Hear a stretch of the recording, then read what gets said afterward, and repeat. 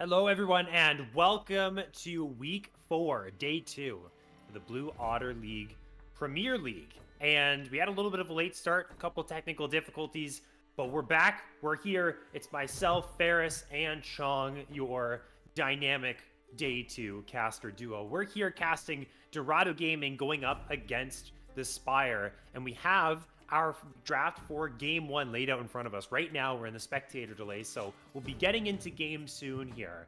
And first thoughts, first glances here, Chong, the thing that's catching my eye right now is what looks like a Mordekaiser jungle on the side of Dorado. Yeah, it's 100% the Mordekaiser jungle. It makes a lot of sense if you know the player piloting this champion. It is Wok Warlock. He's a former top laner playing jungle in the Premier League, and Mordekaiser was one of his better champions. So not surprised to see him picking this one up. Definitely threw, I think, a little bit of a wrench in the side of the draft for the Spire, considering they did miss a pick towards the end of the draft, trying to figure out what they were going to do, in what direction they're going to go with their draft. But, I mean, they picked the Gwen, thinking that it was the Mordekaiser top, looking for that counter matchup, and then ended up getting the Gwen countered by themselves because of the flexibility of the Dorado draft. So I do like that they did have that option to themselves, but it puts you in a weird situation where is it going to be enough frontline now on your team to be able to get you over the amount of poke that's going to come out on the side of the Spire. So, I mean, looking at the two drafts, they are both very poke-oriented. You have a Karma looking to get a lot of poke with the Azir on Dorado, while the Spire, you have the Corki and the Varus looking for poke. So it's really going to be who gets to these objectives first and how they're able to set up on them.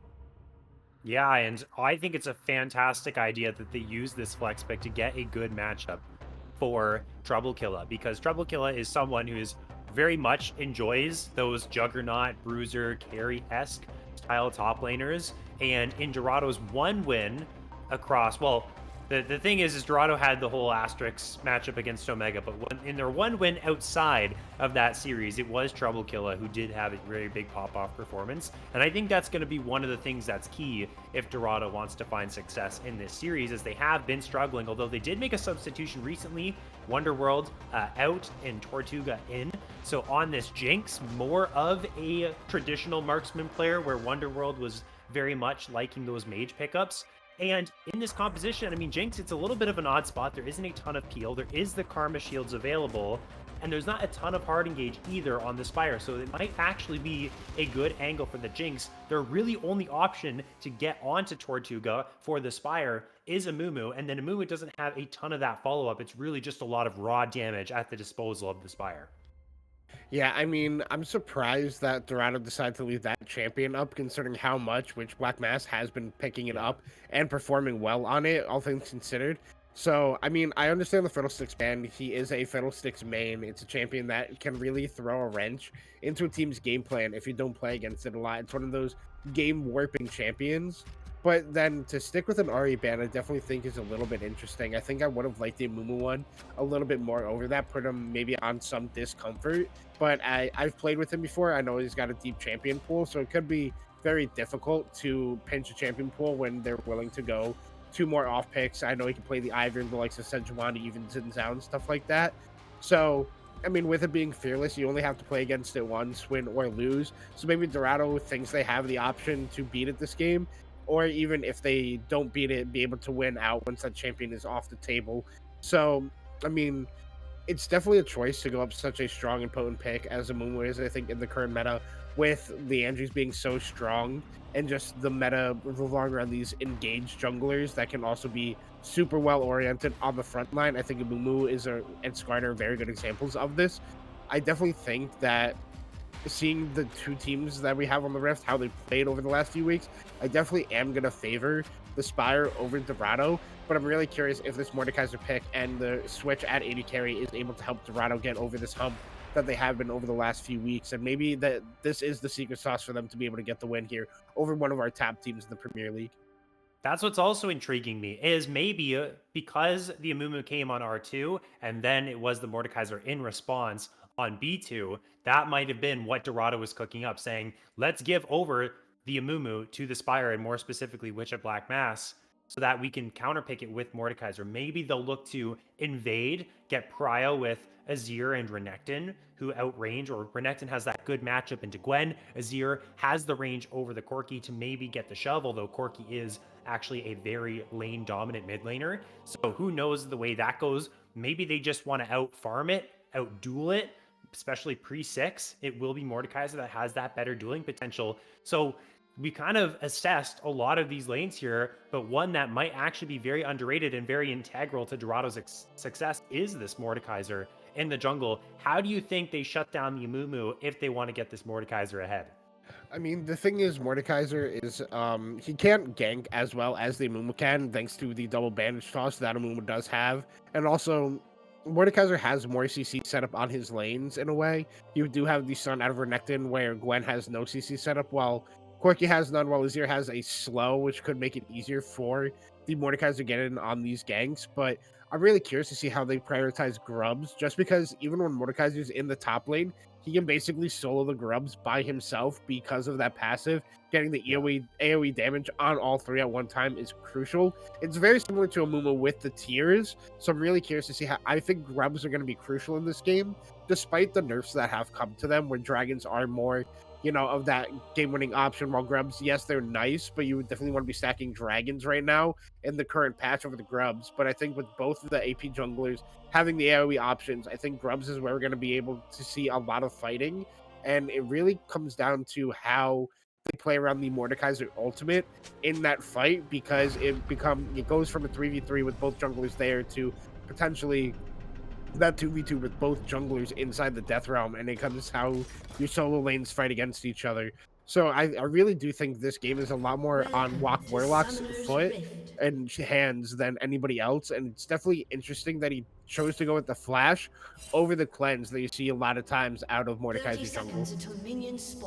Yeah, by cleanse, do you mean Ghost, or is cleanse Mordekaiser I actual meant thing? Ghost. You were so Yeah, right. I was Oh gonna my say, God. I was like, Chong, I don't know what Mordekaiser jungles you've been seeing, but this is some crazy tech. I guess I've taken a longer break from League than I thought, but yeah, the Ghost is definitely popular for Mordekaiser jungle. You're absolutely right. And the interesting thing too is with both junglers gone, if the Death Realm is used, these neutral objective fights could get really chaotic because no team has any smites. We could see random abilities like a Zap or a Mantra Q taking Barons and stuff, because it is a little bit of a double-edged sword. If Warlock wants to take out Witch at Black Mass, well, he's kind of leaving it up to his team to actually secure that objective, and vice versa there with Witch at Black Mass in the Death Realm as well, unless the Mordekaiser thinks he can get a kill down in the 1v1 before the objective drops.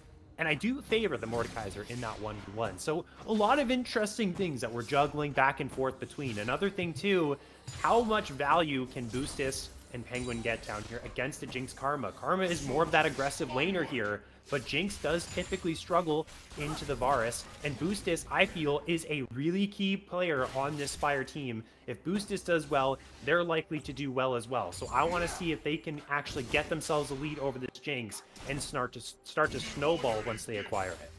Yeah, and I'm also really curious on how Frozen Bullet and Penguin are going to play this matchup against each other. The Nami was picked into the Karma as kind of a pseudo counter pick because you have that healing whenever she tries to go for these monster Qs. You're able to heal up your AD carry. But now Penguin's in a lot of trouble here. Yeah, level 2 advantage earned from Tortuga and Frozen Bullet.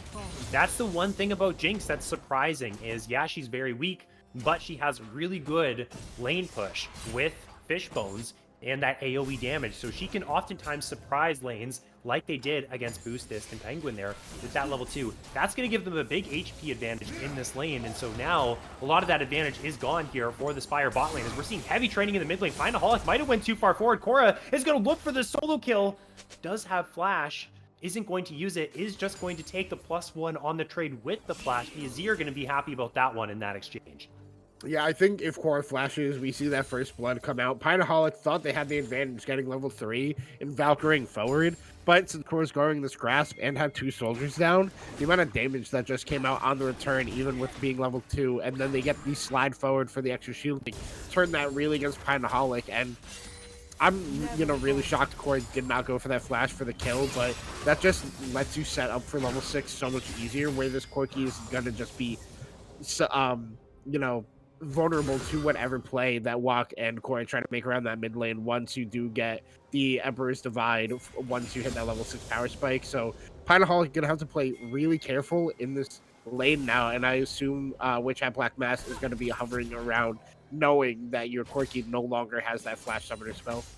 And at the very least, too, it just reduces pressure. Now, Corki can't make as many aggressive plays, so even if you don't necessarily punish this, I say that, and Pinaholic just goes straight on forward. It might actually solo kill Korra here. Korra's not even going to use the flash. Pinaholic finds the kill. I'm not sure what we were saving that for, but that is going to be probably another legendary caster curse added to my repertoire here, John.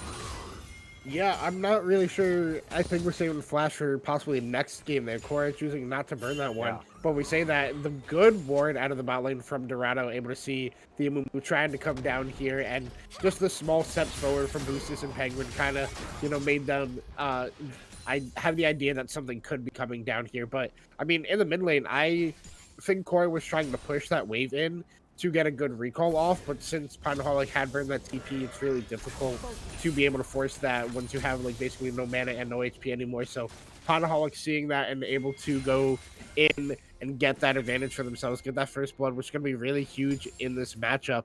And I mean, I think Korra's playing the lane out well so far, except for that one small mistake. So hopefully she can bounce back from this one and get back on the right foot for the rest of this game. It's dangerous. Pinaholic has had a lot of pop-off performances for the Spire.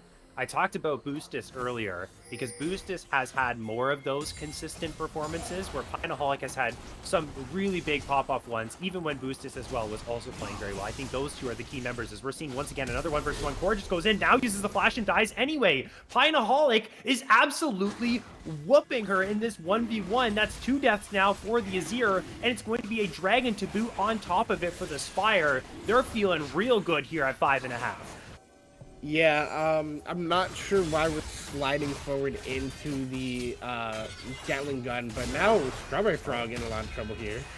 No, if the pullback connects, really good sidestep from Strawberry Frog. Again, substitute top laner in for the Spire, subbing in for this series, has played prior to this game as well with the Spire. Or sorry, yeah, with the Spire. So that's interesting. It's not Winfrey. I didn't make that connection until now. Which is kind of the reason why I was surprised that they didn't end up picking Cassiopeia, because Winfrey is a big Cassiopeia player into that Mordekaiser that they thought was going top lane. But nonetheless, escaping from that gank, and, at the very least, consolation prize for Dorado here, Chong, will be those grabs. Yeah, gonna pick up these grubs, like we said. Mordekaiser and Amumu both very good at taking this neutral objective, but that's gonna be 1-for-1 on the feats of killing things, as they talked about on the LTA cast, where only the feats of strength and the feats of warfare have really cool names. The turret one and the neutral objectives just don't have names. So I mean, the feats of killing stuff is gonna be even on 1-for-1, but the feats of Warfare going in favor so far for the Spire. Going to have to get turned around by Dorado if they want to pick that one up, thanks to Pinaholic in this mid lane getting 2 solo kills on a super scaling champion that is a Corki, like we see in their inventory. They have a Cole, they have a tier. They're not looking to really like fight much in this early game, but they'll take 2 free kills when they can get them. And, you know, it's going to really accelerate this Corki to a point where they could become a real problem in this mid game sooner rather than later, because Corki is known for kind of being an issue once they hit 3 items, but now it's going to be accelerated and it's going to be on a much earlier timetable for their power spike and the amount of effect they have on a map. And Trouble Killer wants this fight against Strawberry Frog, and Walk Warlock was in the area. What's funny was Walk Warlock started walking away, and then Trouble Killer engaged. So, and then Walk Warlock started walking back, saying, "Oh, you really want to go for this? Okay, well, now I'm on my way." But they just don't have a lot of setup outside of Ruthless Predator and the Mordekaiser pullback. So Strawberry Frog is able to run that one back. But at the very least, it is a big CS lead for Trouble Killer. Again, I think if Trouble Killer is doing well, there's a bigger chance of Dorado to having success. And they did pick this Renekton into the Gwen. They laid the trap in draft. So far has been pretty good, but they're going to need a little bit more than just a small 7 or 8 CS lead. It's a good start for now, as Pinaholic does get pushed into the tower with the Empress Divide. Good job on Cora. Pinaholic has to flash away, but the Azir is winning this 1 versus 1. A flash from Witch at Black Mask with the bandage toss to try and save their mid laner. It doesn't connect, but at the very least, Pinaholic does get out. But a very close outplay there from Cora almost gets her 1 kill back. Yeah, I thought Cora was going to do it, but because the Amumu was there, really deterred her from walking forward to finish that one off. Really well played by them, getting the full sliding glide and then the, Shurima shuffle back under turret, forcing Pinaholic to once again have to burn flash, but doesn't pick up the kill this time. Now once again, they do have that threat once they get their ultimate back up to be able to do a similar play onto Pinaholic, but, hopefully they don't have the same misstep that they did earlier in the game once they did burn the flash off of this Corki. But we saw in the bot lane before all this even happened, Tortuga was taking a lot of damage, and that is the power of the Varus and Nami combo. If you can get your E from the Nami onto the Varus before he gets that bladed arrow to proc, it's going to do so much more damage. And it's really hard to actually play this lane if they're constantly landing this poke that the Spire has been doing, because they don't have any innate healing the similar way that Penguin does for the bot lane of Spire to be able to help boosters stay in this lane for longer. So it really becomes on how Tortuga and Frozen Bullet position and try to sidestep all of this, and it can be really difficult once all these abilities start to hit. You feel like you can't dodge them. It feels like, it's like they're just hitting everything. I have no chance to dodge these. So it can really become hard once skill shots start to hit for them to ever stop hitting. It just feels like that sometimes. I really liked the Nami pickup when we were watching off stream the draft happen as Penguin. Well, you know what? I might have tried to caster curse him again. Surprisingly, Walk Warlock puts Witch at Black Mask inside of the Death Realm and not the Nami. Well, she was walking away towards the turret. It's not going to have the damage, I don't think, to knock down the Amumu. Gets close. Tidal Wave is committed as well. Pinaholic hitting from the back. There's a really good bubble. And the push back here, the Shurima shuffle from Cora is going to bring the Corki into danger and secure the kill. It will go over to the Karma, but Dorado is on the board. Trouble Killer and Strawberry Frog, both top laners joining this play, and wanting more is the Spire. Strawberry Frog going to use the needlework, and the Curse of the Sad Mummy is good onto 4, able to trade 1 back, but Dorado is good to get 1 back for themselves, and maybe going too far forward is the rest of the Spire. Trouble Killer able to get 2 kills. Dorado hold their ground inside of the enemy jungle, and now they might be able to get 6 grubs on top of it. Yeah, I mean, I thought that was going to go so much better for Spire once we had Black Mass hit that 4-man Curse of the Sad Mummy, but Trouble Killer was in the Dominus and had so much bonus damage thanks to that, able to just pump it out and able to get it. But the big thing is, they only pick up 1 grub here, but also that the Feats of Warfare went over to Spire because they did pick up that kill before the rest of them came through for Dorado. But it was really well played by the side of Dorado. Tortuga has to be so careful. Oh my goodness, that was close. Again, yeah, Jinx doesn't have the damage to contend. That rocket's big, good barrier though. Keep himself alive. And actually, I'm surprised Boostis doesn't keep on going. Gonna maybe look for a fadeaway piercing arrow. Is it going to connect? Flashes forward, gets it. Oh my goodness, Boostis, that was beautiful. Able to shut down the Jinx right there and deny a little bit more farm. Yeah, really well played by Boostus there. I mean, Tortuga tried their best to get that one. They did get the rocket, but at the same time, Boostus did hit a level up and pop the barrier, so it felt like no damage really came out on that one. But the way the top play went, it looked so good, and for the Spire before Dorado was able to turn it. And I was also questioning Walk Warlock choosing to use that Death Realm onto the Amumu instead of to the Navi, but it ended up working out because the rest of his team was able to position around him, and Corey got a nice shuffle onto the flashless Pinaholic. Didn't combo it exactly with Walk's Q to get that big damage across, so the shutdown sadly goes over to Frozen Bullet, but Trouble Killer, like you talked before, he is the big benefactor of this one, picking up 2 kills. He's up 10 CS. He has this shutdown, so this is the player you want to be watching if you are Dorado. He is the guy who kind of feels like the carry for this team sometimes. It's a big deficit for the Spire in top lane, although a big deficit for Dorado in the bot lane. And that basically has evened out our gold lead. We're sitting here at 19.6k for both teams. You can see the individual gold leads that they have, about 1,000 for both of those two lanes that I just mentioned here. So Trouble Killer is going to have to be the bridge for Tortuga to get stronger into the late game and make sure that this Jinx doesn't fall too far behind. But Walk Warlock has found the Amumu once again, puts him inside of the Death Realm. Boostus and Penguin cannot help out their jungler, and that's the way that Dorado wanted to play this jungle matchup. The reason they wanted that Amumu to go through is that interaction right there, as now they're onto the Drake and should be able to grab it for themselves. Yeah, and really smart play by Dorado. Like, Walk Warlock just was able to find the Amumu, and it knows the damage thresholds on this champion so well. When I did play with him, he was constantly just blind picking this, knowing the matchups that he wanted so bad. Never mind, Pinaholic's in some trouble. That's a good Emperor's Divide, but the Flash plus the Valkyrie will bring the Corki to safety, but getting that Summoner spell, well, Dorado's going to be feeling good about that. They continue to apply pressure. Korra, despite those 2 solo kills, still very confident to walk up and make these plays. You know who else is confident? That's Boostus with the Chains of Corruption plus the Tidal Wave. That 2v2 is not even close. The cleanse was just coming off a cooldown. Great heads-up play from the Spire bot lane to get another kill into their 80 carries pocket. Yeah, that's the threat that happens with the bot lane. The Chain of Corruption comes out. If you don't have cleanse, you're basically going to go down to the burst potential of the Varus Nami combo. But like you said, really well played at the mid lane for Pinaholic to get that flash, but never mind, we got top lane. Is going to flash with bandage toss. The second one is going to connect, plus the Curse of the Sad Mummy. The Mordekaiser is here. The double slice and dice will not bring the Croc to safety, although they do get the trade back thanks to the tower. And now Walk Warlock wants to make this a 2-for-1. The Super Mega Death Rocket is good to help out on top of that. And honestly, this would actually potentially be a Strawberry Frog victory here in the 1v1 if that didn't connect. So Tortuga going to get an assist on top of that and actually make the play positive here for Dorado. Yeah, now that is a 3-in-1 Mordekaiser with the Rylai's already completed, looking like it's going towards one of these burn items. I believe it will end up being, I think you can build, I don't even know, it's either Leandry's or Blackfire Torch. I would assume Blackfire Torch. No, it's Leandry's. I'm going crazy. He's going to build Leandry's on this Mordekaiser. So really, really accelerated in this game is this Mordekaiser. The kind of the pick we were having the most questions about coming out of this Dorado draft. But now Walk Warlock's looking for a play in this bottom lane, and Tortuga baited them in so well.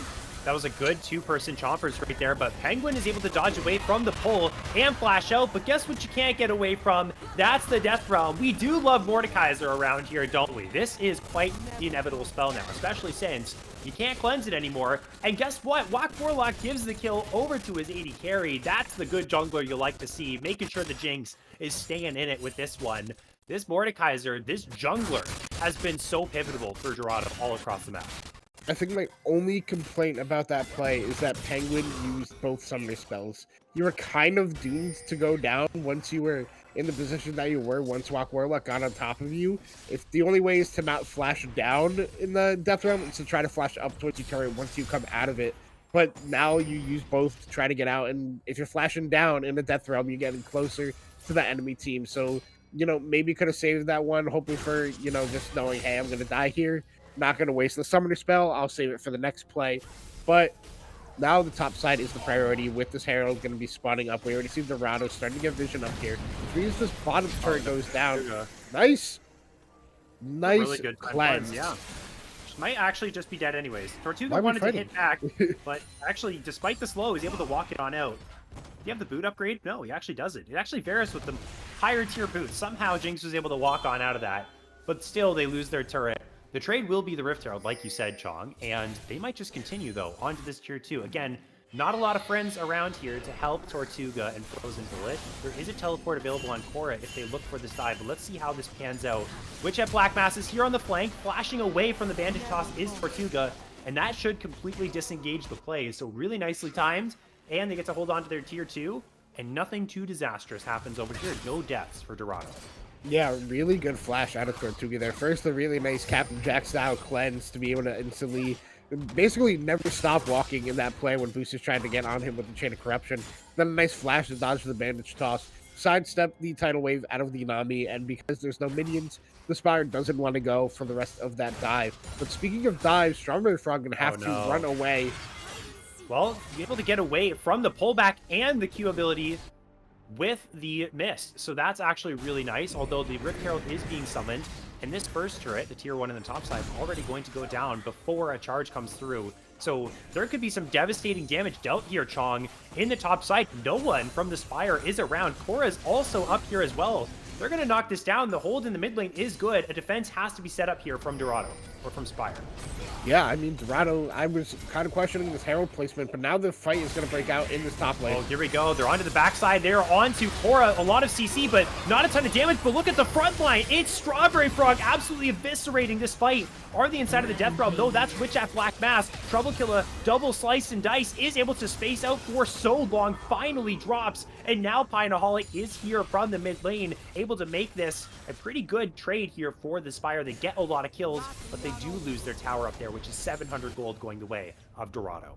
Yeah, I mean, Dorado tried to play that out as well as they could. I saw Trouble Killer try to get into the Rift Herald to be able to Tokyo Drift their way out of there, but I think it died right before the channel finished, so they were kind of stuck in a predicament and, you know, trying to fight their way out with Walk Warlock. The only person getting out of that play was Korra, but I mean, you kind of happy as Dorado in a weird way, even though you do lose your jungle and your top laner. You got both turrets in the top lane, meaning you're only down, you know, 600 gold in this game right now. So, you know, you're able to get back on this map. You got to set up for this next dragon.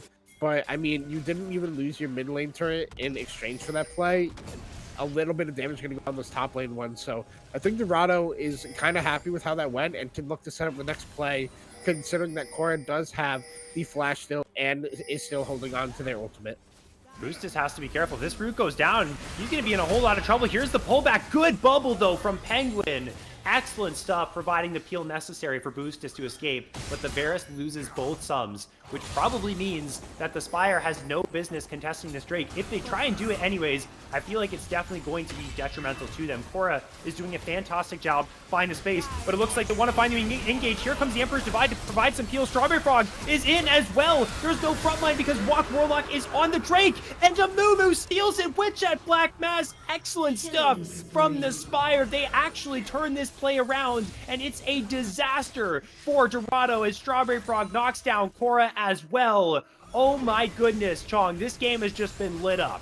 Yeah, Dorado's setup on that dragon was not good. I like Korra's idea to use her ultimate to try to keep the rest of the Spire coming in, but Frozen Bullet and Tortuga just nowhere near the dragon, leaving Walk Warlock all alone on it. I mean, it's a big thing I preach to my own comp team, is to go, oh, our jungle was on this dragon. We can just go back to our lanes and farm. And I go, no, everybody just hit the dragon. The faster you take it, the faster everybody on your team is back on the map as a unit. And that is a big thing in the game of League of Legends, is how long it takes to do these things. You have to think about the tempo of the game as a whole. And because they thought Walk Warlock would just be able to take it, it actually takes him more time to stay on this, which allows the ultimate to expire from Korra, which allows Spire to be able to get back onto the, you know, in that river and be able to make a play like that, especially with Strawberry Frog having the flank from the bot lane, able to just walk up and get in there and cause so much chaos. So just small little tempo mistakes can cost you so much in a game. And now because of that, the dragon went over to the Spire. It's a 2k gold lead now. Otacon is on the map, and they're going to start setting up around this top side. I do think it's early to take Otacon. I think it's kind of a bait. You kind of want to wait for a Dragon or Baron to be spawned and look for a flip or potential take something as well along with the Otacon after a good play. So, I mean, it's going to kind of be a neutral state until either team wants to fight around one of these objectives again. Big power spikes coming through from Finaholic. You can see the Man Immune completed the plated steel caps. I almost said ninja tabbies. You know, I guess I just mentioned that. I almost said it anyways. I really am still on that timing. Plated steel caps is done though, and we also have Ginsu's Rage Blade completed for Boostis. If you take a look on the other side, Tortuga not even remotely close to that next item, which is likely going to be the Infinity Edge. So Jinx is still very much famished inside of this game. Even that 1 kill isn't going to do a whole lot. Still down 50 CS, still down 2 kills. And you know who has actually been power creeping in this game as well is Strawberry Frog, who has 4 kills for themselves now and are sitting on 2 items. The scaling is incredible from the Spire. It's also really good for Dorado. The one thing is, though, is the Spire has a little bit less of a front line. So, you know, later on, that might become a big problem for them. What they want to do is just keep their foot on the gas and make sure this Azir and this Jinx do not get to the points that they want to get to here. And that means getting some dragons, fighting around those dragons, getting the wins, maybe transitioning to an Otacon and a Baron, doing anything and everything to move this game forward and try and explode that Nexus as fast as possible. Yeah, I'm really curious how the side lane between Strawberry Frog and Trouble Killer actually goes. I assume at this point in the game it does flip into a Gwen favored matchup, considering they're both on 2 items. I'm honestly not sure. I know Renekton was picked into it as this counter pick, so I assume Trouble Killer's got to be confident in this matchup, even if Gwen does get slightly accelerated like this. But I mean, it's really hard for Dorado to do a lot now, considering the wave clear difference on each team. And never mind, they're going to go out Strawberry Frog here. Strawberry Frog is in trouble, but he's just going to walk this one out. Actually gets put in the Death Realm, but Walk Warlock doesn't want the smoke. He's walking on away, and Witch at Black Mass is waiting for him to drop out of it. Is going to, missing the bandage toss. Here comes the tidal wave, though. Boostis is also around to join the party. This is 4 versus 2, but pretty much just 4 versus 1, because Trouble Kill is saying, good luck, bro. I know. I can't really help you out here. That's a pretty scary enemy team. Tortuga and Frozen Bullet going to try and trade one back. Actually might be able to grab this mid tower, but here comes the TP. Pinaholic and Korra as well trading here. Good heads-up play from the Spire, and there's no real macro response from Dorado.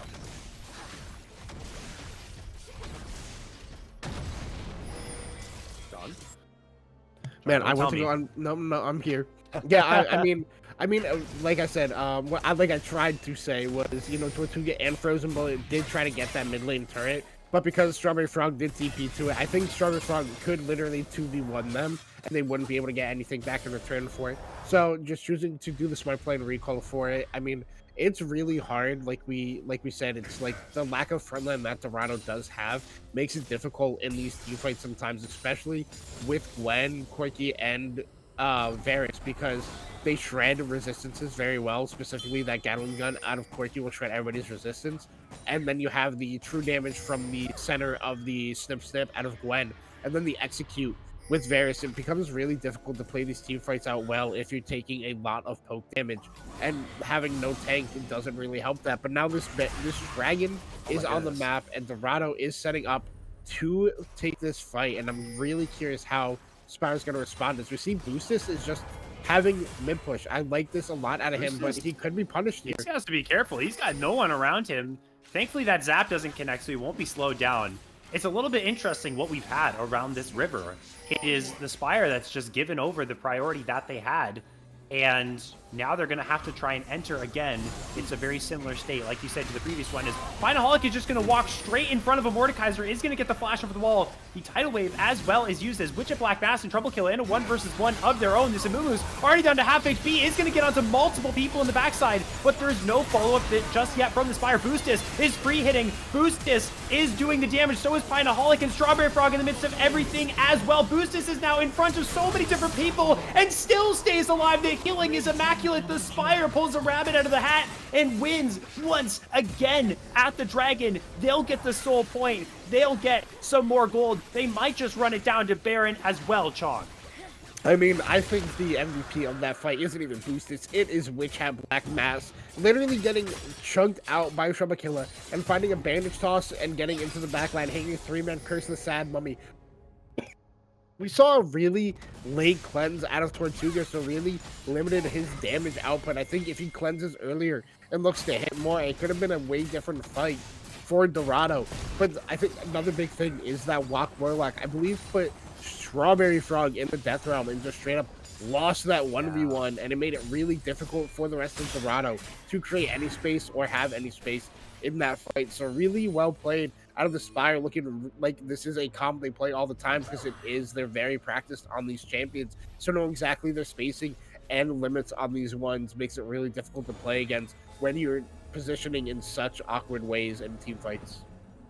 Yeah, going back to the point about Gwen and the scaling, the reason the Renekton is good is because it has the capabilities to shut down Gwen before she can scale. As we'll see, Cora is going to walk straight into Pinaholic, who's waiting inside of the brush. Is able to get that massive gap closer, and Pinaholic isn't going to get the kill, but is going to get control of the bot side. But if you're wondering how many champions actually beat a fully scaled Gwen in a 1v1, the answer is 0, unless, you're playing Vayne or something and you can kite the Gwen into oblivion. But this Gwen pick is an absolute scaling monster, is now on 3 items. That's usually the big power spikes. That's usually where Gwen starts to take over every single melee matchup. So against the Mordekaiser in the Death Realm, like you said, Chong, against Trouble Killa in the side lane, this is the Strawberry Frog show now. And it's going to be a massive problem going forward for Dorado on top of the massive backline threats that Boostis and Pinaholic are. I also do like this pickup out of Witch at Black Mass going for the Canic Rooker, thanks to the AP damage coming out from both Kiora, Walk Warlock, and Frozen Bullet. Gonna give him a lot more frontline potential because those are the people who are gonna be hitting him the most, and then still building into armor for Trouble Killa and Tortuga. Really well item pathing on his part. And now we're gonna see the mid lane push come out here for Spire, and then walking down instead, walking into the bot side, knowing that they have push there, because it's a little difficult to walk into the top part of the map right now until you're confident that people are on the waves. They're going to see Frozen Bullet run away here. Yeah, he's going to get out, so he's going to be okay. Actually, there was no vision on that brush. Frozen Bullet was recalling inside of the banana brush, and everyone just pulled up on him, so he had to make a run for the hills. Pinaholic has just set up shop in this bot lane and has been loving life. Level 16 now on the Corki at 29 minutes. That's pretty darn good. Has an Infinity Edge in their inventory. And Cora is relatively strong themselves. Level 16 has the Seeker's Arm Guard to keep themselves safe. But it's always control for Pinaholic in this bot side. As I say that, I caster curse them again. Oh my goodness. I have to stop doing this. Now this really sours the plans of Otacon for the Spire and might sweeten the pot here for Dorado.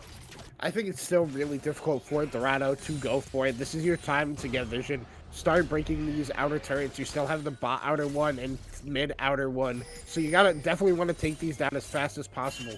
But Cora getting the outplay onto Pinaholic, not sure exactly what led to that. But now Walk Warlock can try to start posturing their way into the jungle, start to get a vision around this Otacon, around this Baron.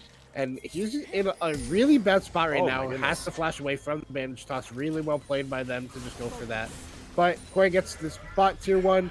Gonna maybe push another wave before looking to reset. Spend that gold from the shutdown and then regroup with the team. And Walk Warlock has not been able to keep up with the rest of the map, essentially. If you take a look at the other side, you have level 16 on Gwen, you have level 15 on Boostis, level 16 on Pinaholic. This Mordekaiser is only level 14. The solo XP has not been working out for the Mord, and when you're a lower level than an 80 carry, that really, really sucks. As well as the Wit's End picked up for Boostis, that's going to be a huge boon for them. They're going to be able to survive so much longer, similar to how they were able to survive in that last dragon fight in the midst of everyone. And you mentioned the Canic Rooker as well, Chong. There's been no Liandry's purchase for this Amumu. It's just been Bloodletter's Curse into that magic resist, now getting some healing reduction as well with the Bramble Vest. And it's been working out real well for the rest of them. So Walk Warlock, I don't know, not a whole lot of people you can actually win a 1v1 against in the Death Realm anymore, as we see a big mid push come through, and actually Dorado's able to knock that down. Again, we're setting up around for this potential soul here, and if it is the Spire to get it, it's going to be huge for them, as Strawberry Frog is ripping open the top side. Yeah, this is really tough because you don't want to give over the soul, but Strawberry Frog is going to posture and threaten to end, but Boostis. Boostus is walked into Frozen Bullet, did use the flash, but that's not getting you anywhere. The root still connects. Huge shutdown goes over to Dorado, but someone's got to answer this Gwen here, Chong. It is Strawberry Frog just absolutely annihilating the inhibitor tower. They're sending back Trouble Killer on the Renekton, and at the same time, they're hitting that Mountain Drake. Penguin gets very low. Now the engage comes through. Walk Warlock does put Witch at Black Mass into the death round. Cora tries to go in, but Pineaholic and the Nani are able to stop him. The tidal wave is good. Pineaholic trying to do the damage, but Cora goes into the Zonyas. They can't quite finish off these kills. It's so low for them. Strawberry Frog and Trouble Killer into 1v1 of their own. The minions are sieging. Maybe the Gwen continues, decides to back on up. It will be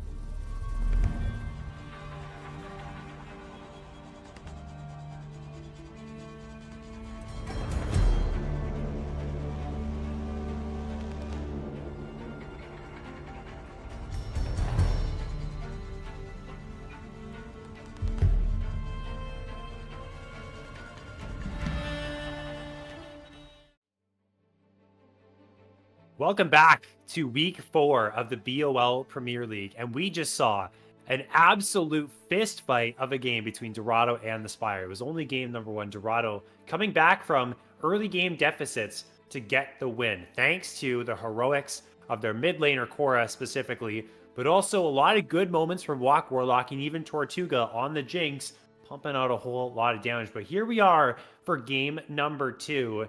And we're going to see if the Spire can bounce back and bring us to 3 games. And Dorado is, again, looking to knot up their win-loss and get themselves another series win here with a win in this game. I'm Ferris, this is Chong, and I'm ready to see how it plays out. Yeah, I mean, definitely going to be really interesting to see what changes we get with this being fearless. You know, these champions are now no longer enabled. Really curious to see what direction Dorado chooses to go with this draft, considering the last time they went with this flex Mordekaiser pick. But, you know, the bigger thing I think is Spire choosing to stay on the red side after losing. So I would expect the same bans to be run back for the side of Dorado. We saw the Fiddle, the Ari, and the Misfortune, keeping those the same. And it looks like Spire is, if I remember correctly, keeping the same bans as well so far. But really curious to see now how the Spire chooses to draft with no Amumu anymore, or Witch Hat Black Mass. I believe that is a champion that they have won every single game on. I don't know if Dorado, if the Spire has lost at all yet this season, if I'm remembering correctly. It's a team we don't get to cast often together. They did lose one series. I think they lost to Team Solo Invade. Okay, yeah, I was going to say, this is a team we don't get to cast often, so I don't remember, you know, their wins and losses. But interesting, so the Misfortune not being banned here by the side of Dorado Gaming. They're choosing to ban the Udyr instead, so I assume if that Misfortune is up, they're going to first pick it for Tortuga and get that off of Boost's hands, so really putting, you know, Spire in a awkward position with what they're choosing to ban. So I'm curious what the first pick is going to be here. Yeah, Misfortune ban definitely wouldn't be bad. We're seeing a Caitlyn ban come through from the Spire, and so interested what they're trying to maybe cook up here. Maybe something like a Kaisa or MF themselves. You know, something like Ashe is still open as well in the 80 carry pool, which isn't necessarily a bad first pick. You could get the first pick Wukong here for Witch at Black Mass, something that they have played as well. But the Skarner, hey, how could we have forgotten about the Skarner? How could I have forgotten about the Skarner? This champ is OP. This champ is fantastic to first pick because it is just so effective in pretty much a whole lot of matchups. You have to be a real big carry jungle player to kind of shut this one down. And I don't know what Witch at Black Mass is going to end up deciding to play into this. They do have that Wukong again still available. I had my sides mixed up for the first time. A lot of those 80 carry picks up, and, you know, blinding the bot lane could be available. That MF that you said Dorado might give away is available, and they are going to grab it. And we'll see what they pair it with. Maybe gobble up a support here really quick, or get that jungle counter pick going in.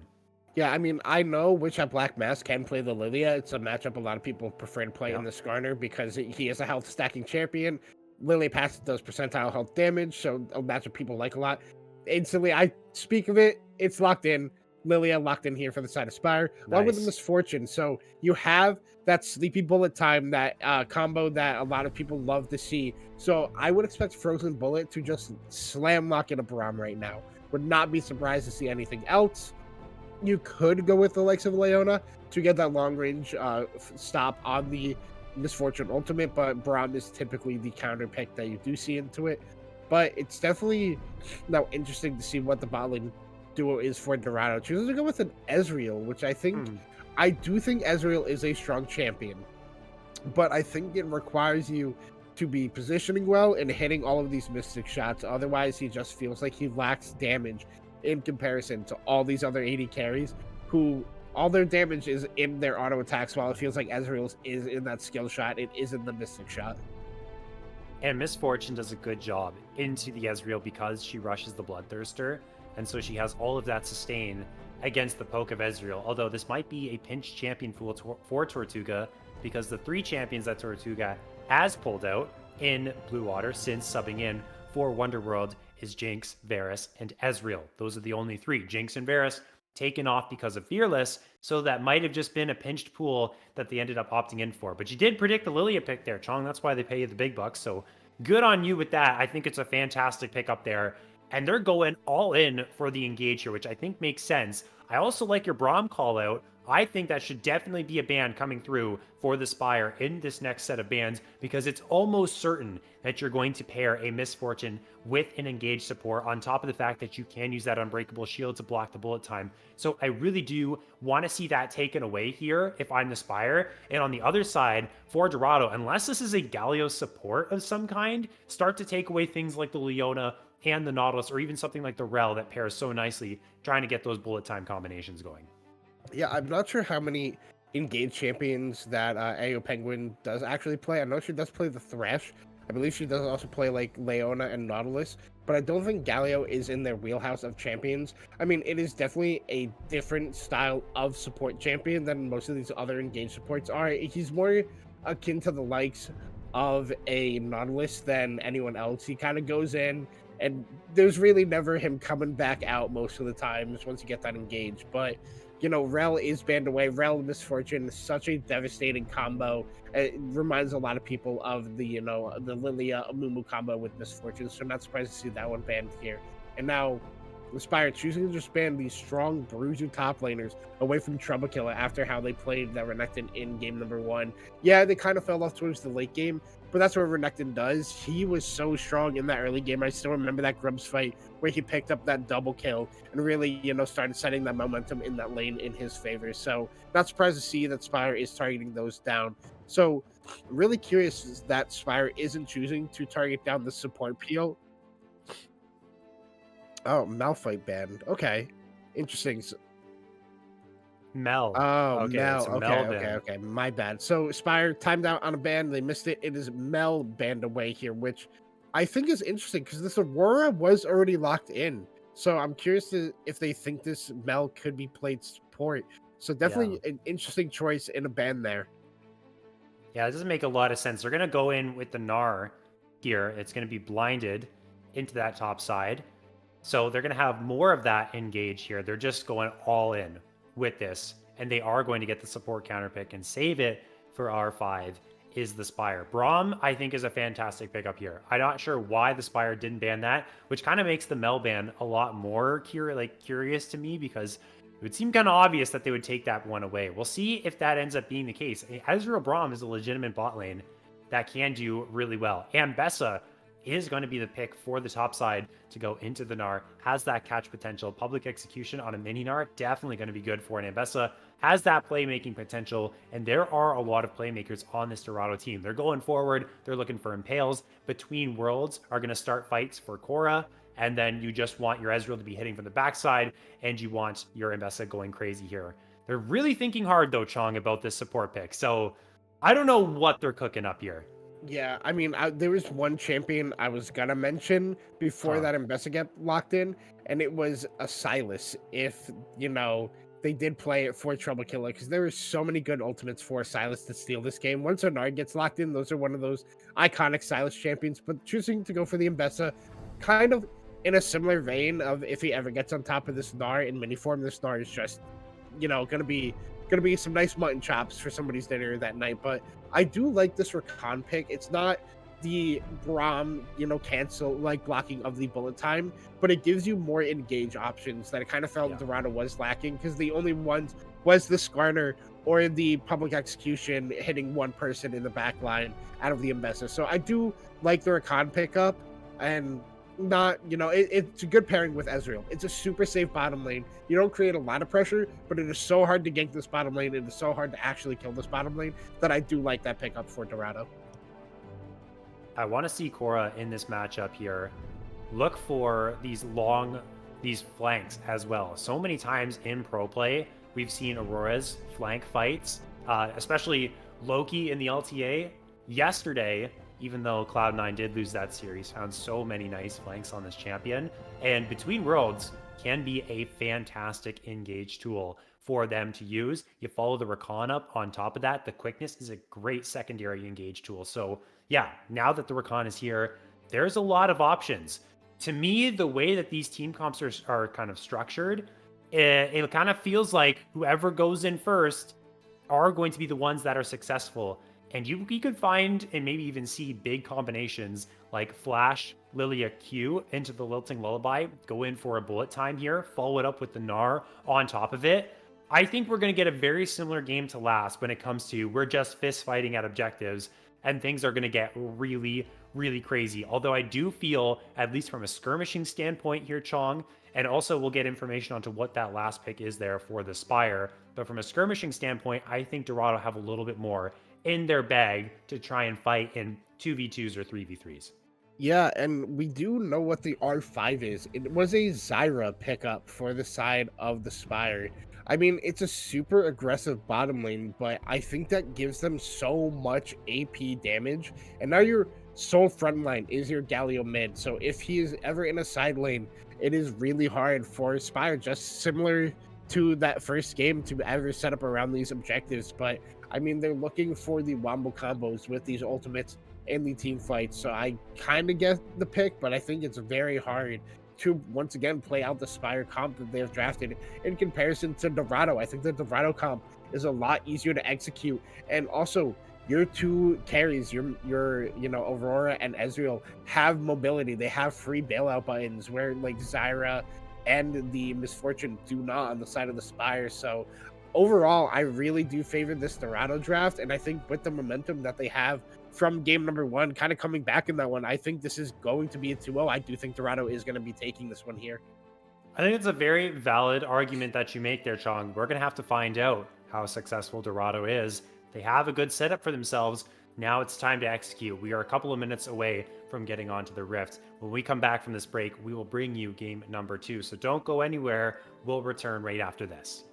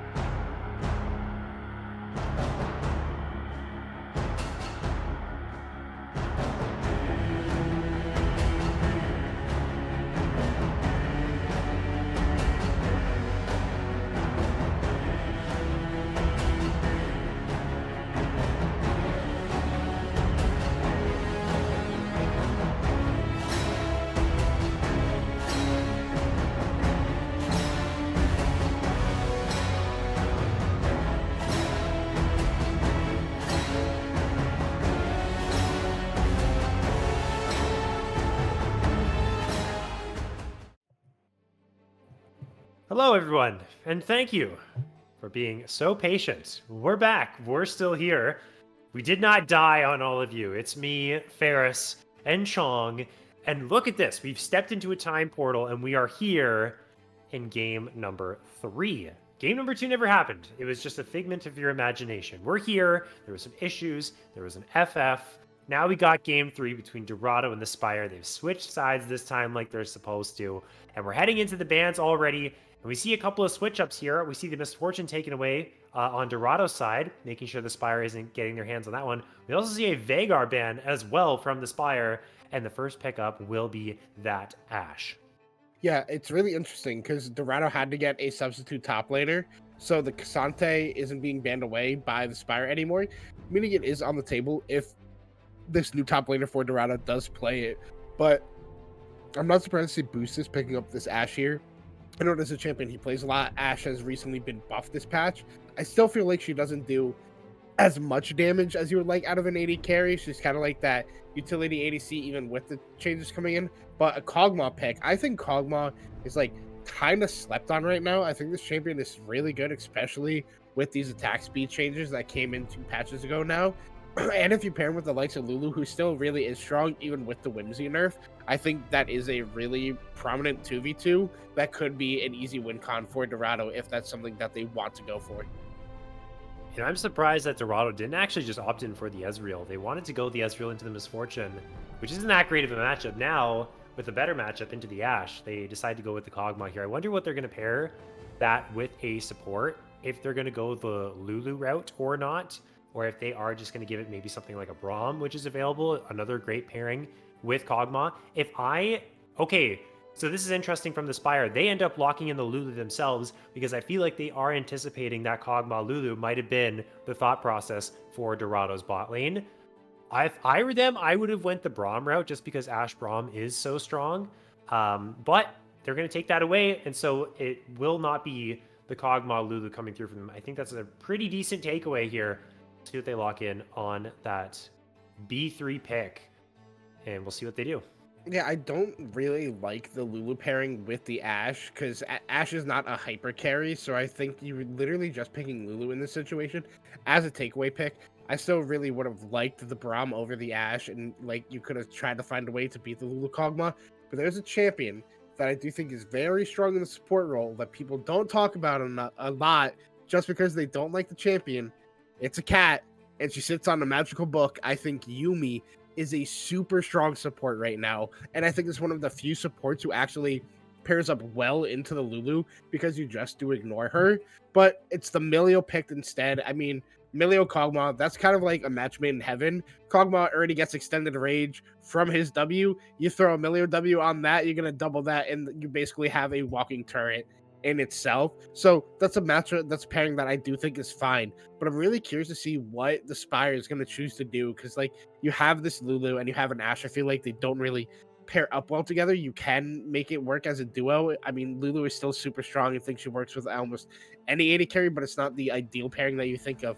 But I do like the Wukong pickup that they did go for. I think it can pair up, match up fine into the Udyr. I think Udyr does have the advantage in it, but it doesn't make it impossible for Wukong to play the game. We did see in the last game that didn't happen, we'll call it the Phantom game, Udyr was banned away from Dorado, not wanting them to get their hands on it. So they're going to get it this game, and hopefully they can make it work for them.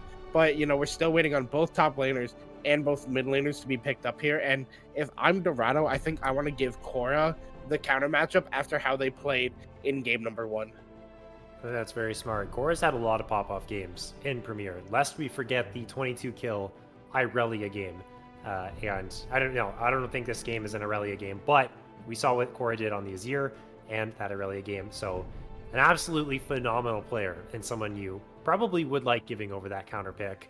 I wonder if we're going to get something along the lines of a Pinaholic Galio, maybe, as we do see the Irelia ban rolling through from the Spire. Galio would be nice to supplement the Wukong engage there. You jump in with Cyclone, you get Heroic Entrance, and that can be a really killer combo to lock down this Kog'Maw, because with the champions you have drafted, if you don't get onto this Kog'Maw, he's going to absolutely rip through your team. We're going to get the Syndra here, which is nice. I suppose in terms of the peel for Dorado's composition, I'm just not liking their engage potential right now. So here on that last pick there, they're waiting to lock in what looks like to be either their jungler or their top laner. They're going to need some engage. Otherwise, they're going to have a really hard time actually locking anyone from the Spire down. Yeah, I mean, so far looking at this Dorado comp, it's all about this Kog'Maw. You're peeling for him and making sure that he's able to play the game the way that he wants to. I mean, I do think Syndra is good. She does have that burst potential and that kind of sort of counter engage with the Scatter the Weak. Dorado's really looking to absorb that the engage the Spire's going for and then turn it into their favor, letting Kog'Maw free hit from like 30 miles away thanks to this Milio. But like you said, they really don't have their own go button, and it can be really hard to play the game that way.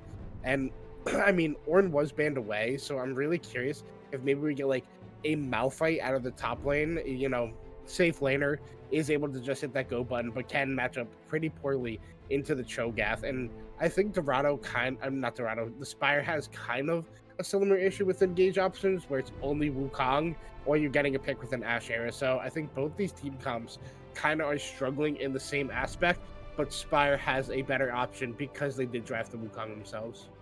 It's all over the place to me. It doesn't make a lot of sense. Wukong as solo engage does struggle. Gnar isn't the reliable engage either. That's going to go up into the Cho'Gath, and it is a good matchup. Cho'Gath should struggle unless, they land a Rupture here and onto a mini Gnar, then a solo kill come through, and then maybe the feast damage is enough. But it's a really interesting composition that the Spire have drafted. They're going to play from range with the Ashe and the Lulu and the Xerath on top of that. That is fantastic. But then Wukong's jumping on in, and maybe Cho'Gath can get involved as well and get to the point where he is super tanky. But Kog'Maw naturally is just going to chop him down to size. So we have a very interesting setup here for our game number 3.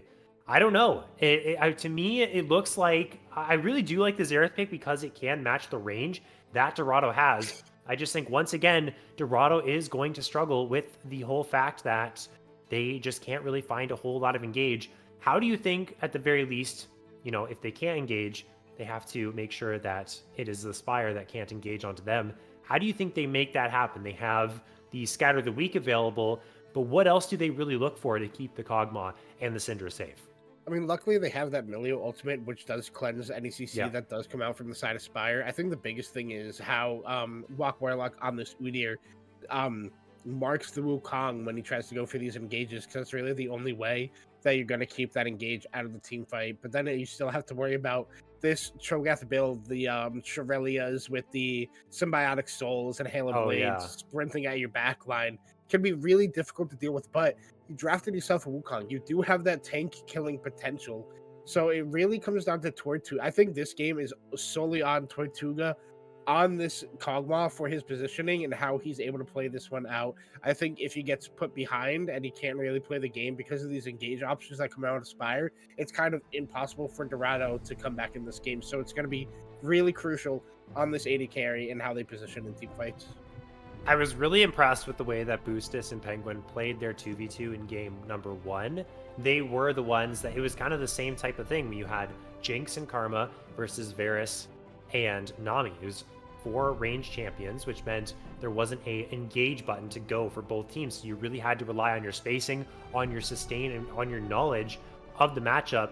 And it was Boostis and Penguin that were better in that situation. We have the exact same thing here. It's different champions, but all 4 of them are ranged. And if this Ashe can get ahead of the Kog'Maw, then they might not even have to worry about shutting him down, because if he falls behind, it's going to be a major sort of reliability for this Dorado composition. So if I'm the Spire, I'm leaving the Xerath, I'm leaving the Cho'Gath to their own devices. I'm playing for Boostis and Penguin, shutting down this Kog'Maw, and then looking to snowball from there. And then this time, actually being able to close it out, as they did struggle to do that in game 1, which is the reason why they ended up losing. We have our drafts, and hopefully this time, when we head out over to break, we'll actually come back out on the other side onto the Rift. Don't go anywhere. We should be back here for game number 3, the conclusion of this series, very soon.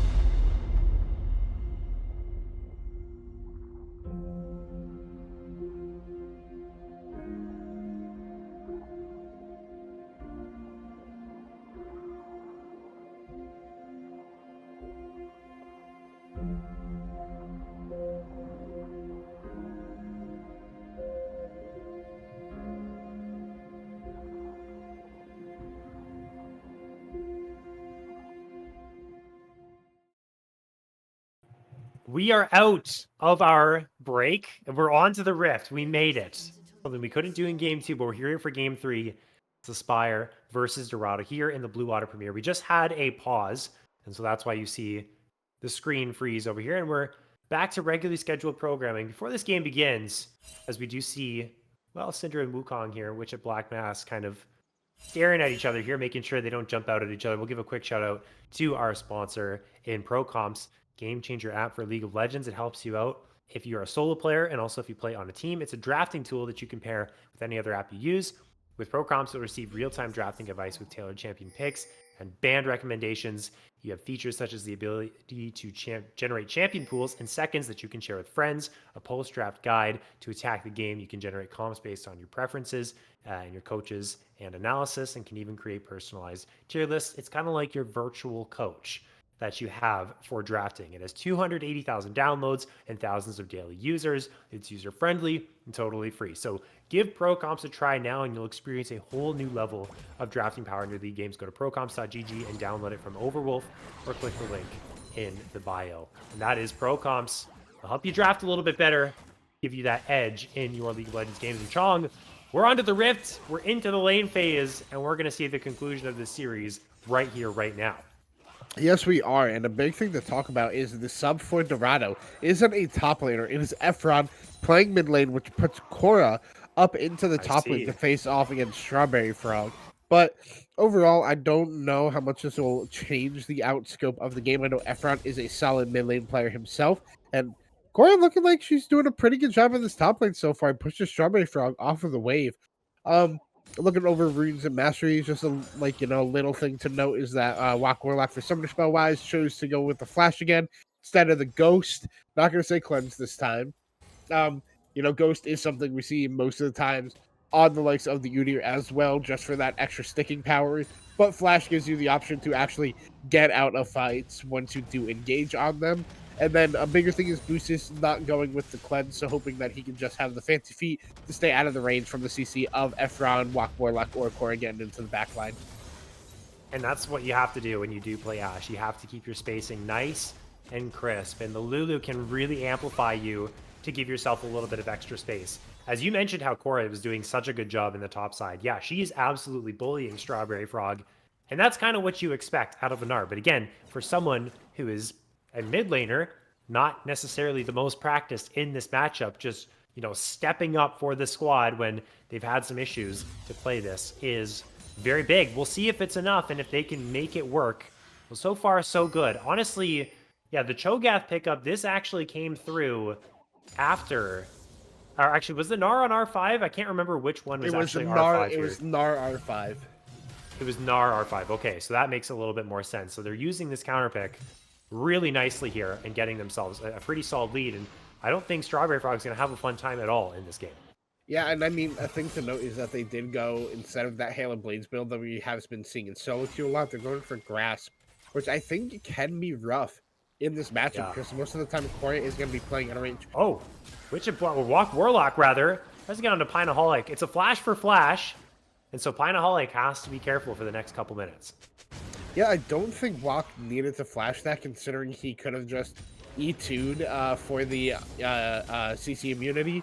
But yeah, regardless, I think it's a good play to get the flash out for Pinaholic. And we got a flash in the mid lane as well. It looked like they had a gank out of Wish at Black Mass who burned flash, and Efron had the burn flash as well, being super low on HP from there. So no flashes out of either mid laner or jungler for both sides of the Rift. But I think an interesting summoner choice, or not summoner, rune choice that you could have gone as Strawberry Frog in this top lane if you are playing into this range matchup and you didn't want to go the Hail of Blades route. Triga is getting really, really low. Again, this is the nature of these bot lanes. It's a wet noodle fight. You're slowly bringing each other's HP down, and it gets to the point where both 2v2s rather, are sitting at this level of HP, and it gets really dangerous. And you know what? If Wak Warlock shows up to your lane and you are Boostis and Penguin, then you can't really play anymore. Now that ward is gone, and look at the wave too there, Chong. That really sucks because they want to crash this, but they don't know if that Udyr is sitting in the brush waiting to knock them down. They do have the hawk shots though, which are nice, but There he is. He's going to apply the pressure, and Boostis really has to be careful. Does have flash, but that's an Udyr that's charging right after you, is going to use the barrier. Here comes the Wingborn Storm, and that's going to force out both summoner spells out of the Ashe. Yeah, really well played by Walk there, knowing that he can just solo pressure them even without the assistance of his bot lane. But now that also lets his own bot lane get the wave crash that they want and take a favorable reset in their favor. And before we saw that play bot lane, we saw a nice trade out of Strawberry Frog onto Korra in this top lane. But now Korra's looking to go a little bit aggressive here. Has the level 6, hits the Gnar, is going to land the stun CC as well. Maybe one more Bolter will do the trick, but doesn't have it off of cooldown. And that will just be a good trade there. Using the Gnar on cooldown like that, later on it becomes so short that you can just use it every single time. And I expect to see more trades to come through like that from Korra. And now Strawberry Frog, no TP Chong. He's going to have a really hard time underneath the tower. Yeah, I really like how Korra's been playing out this matchup. I mean, Strawberry Frog is going to get some free HP and mana back just because of Cho'Gath passive. Probably going to eat one of these minions if I had to assume. But, I mean, shout out Korra. You know, you go from playing mid lane, like, the whole time in Premier League to playing in the top lane here. And going to take some damage here, but I don't think any kill threat is going to be able to come out from this. Just able to play. Well, I think the Xerath is under attack right now. Honestly, if I'm Korra and I see this happening, I'm saying, serves you right. How dare you try and get involved in my lane with the right of the arcane. Nice catch there by Dorado to pick up that kill to punish Pineaholic for looking elsewhere on the map, and they're also going to be able to get grubs to boot as well. Yeah, I really... And oh my god, Korra! Frog. Oh my goodness. Man, I was going to say I really like how Dorado is playing that, and then I'm just going to double down on it. They're playing this well. Korra is dominating in this top lane matchup. Is going to pick up a second plate for themselves with that Demolish, with the grubs. Korra is sitting pretty. Korra's up 20 CS at this point in the game. Has that kill. They're 1 kill away from feats of warfare. So Dorado playing this really well. Their bot lane, where we thought would be the focus of them on this map. You got a Kog'Maw, you got a Milio. It's kind of like play, you know, old school Uzi style, you know, play for the puppy, play for the Kog'Maw. But Tortuga and Frozen Bullet just playing safe. They're up CS. They're doing their job while the rest of the team is winning on the top side. So Dorado kind of taking what we expected out of this matchup and flipping it on his head and playing for Korra. And Korra looking so good so far in this role swap in this matchup. Boostis and Penguin, along with Witchit Black Mass, were trying to make something happen bot side, but it's really been a good turtle here from Frozen Bullet and Tortuga. They just haven't been able to find anything. Now, they will get level 6 here soon, so maybe with the Enchanted Crystal Arrow, they can look for picks. But then again, that Breath of Life from the Milio is going to come through as well. So, you know, we kind of have to think about the Milio pick in the sense that not only does it pair so nicely, like you mentioned in draft, with the Kog'Maw, the extra range, the extra jammage, it is able to empower the Kog'Maw to deal even more. But also the Breath of Life just completely counters everything that this Ashe Lulu lane wants. And in terms of their engage, the Enchanted Crystal Arrows just simply will not work if Milio has that ultimate. Yeah, and I mean, I want to shout out Tortuga for a second. I know many people may not know this name as this is an E1 cap league, but Tortuga is silently one of the best AD carries down in the Platinum League. This man was just in BOL finals. I got to watch his growth over that whole season, and the way he's been stepping up in these games. He had a little bit of a rough time in game number 1 in that matchup, but so far this game, he's been doing his job, and he's been doing a good job at staying safe and just... Oh, no. I think she got feasted. Korra, yeah, we can see the feast on cooldown.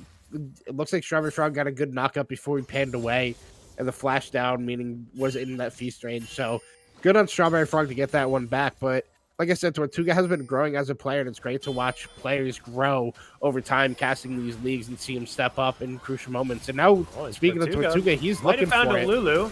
He's hungry for it, but Witchit Black Masses used the clone to get over the wall, tries to get him with the Cyclone, and is going to be able to catch up. One more knockup right of the Arcane over the top as well will secure this kill for the Spire. More damage coming through from this Xerath, but they are able to trade the Wukong back. Boostis wants to continue the play, but still very healthy as Frozen Bullet and Walk Warlock. They don't want to return this fight. There's an excellent Scatter the Weak to come through from Efron to disengage the play. 1 for 1 across the board here.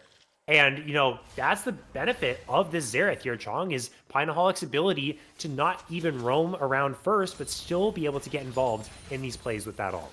I would like to sincerely apologize to Tortuga for caster cursing him right there.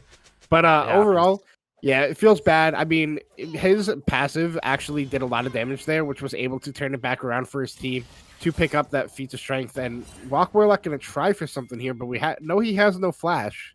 They both have flashes. Boostus has it available, is just going to tank the stun anyways. Tortuga wants to find the return kill. Both people end up having to use flash, which at Black Mass is here, but they just can't continue the play. Boostus and Penguin are too low. And now the really rough thing for them here, Chong, is they have to reset, but it's going to be Dorado that's going to be able to either get this Hextech Drake or push that wave and deny lots of farm off of Boostus. Yeah, I think that was a good gank by Walk Warlock to just go for the pressure, not really wanting to. Even if he doesn't get the kill, you're okay with that situation. Oh no, Korra. Or it does have to be careful. That feast is available. It's like a Garen ult. It does a whole lot of true damage, and if you get to a certain threshold, then you're in trouble. But Korra's playing the spacing really nicely. Strawberry Frog has to be careful. This Nar's just going to chase him down like that. The disrespect. Korra ain't taking any of that. Gets that solo kill down, and it's a bloodbath up here between these two. Yeah, I mean, these top laners are showing no slowing down. I really did like how Core played that out with the spacing once they got the leap away, getting the hyper procs, and getting that bonus true damage from those going off and the movement speed. Really just kiting it out well against Strawberry Frog. It's really hard to beat this Gnar when he's in mini form if they're playing up to scale, and Core really showing that she knows how to play this champion. But now this is going to be the second set of grubs going into the side of Dorado. Core had the recall there. After getting the kill, Strawberry Frog TP's up.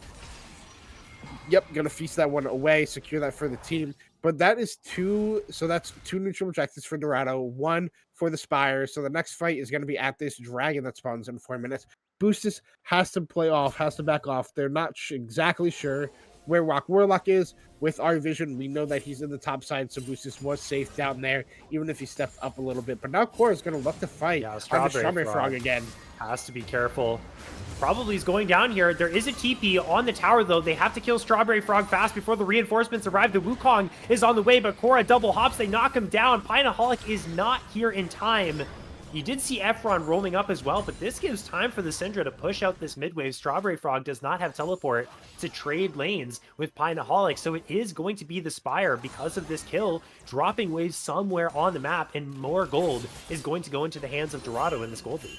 Yeah, and that's a nice heads up play by Walk Warlock. This is a guy who, you know, at the start of this Premier League did role swap from top lane to jungle and has slowly been growing as well. And, you know, he's having a good game so far on this Udyr. Had a pretty good game on that Mordekaiser game one. Kind of became a small little raid boss. I think, you know, if it's a top lane Mordekaiser, he gets more gold, more XP, and is that Mordekaiser that we know and love as the raid boss. But he's doing a good job so far here. He's up about 700 gold on his counterpart, but the biggest one is Korra is up 1,000 gold over Strawberry Frog thanks to all those kills, the XP, you know, solo farm, and the turret plate. So, I mean, on the side of Dorado, this way this game is playing out so far is exactly how you want it to, maybe despite the death onto Tortuga. But overall, he's up 10 CS. He's doing his job. He's scaling up semi-safely. And, I mean, the rest of the team is already scaling faster than you expected them to. Eerily similar to what we had in game number one, as Penguin is now in some trouble. Good polymorph, though, is going to make sure that Walk Warlock can't find the stun, and Boostus and Penguin will be safe for the moment.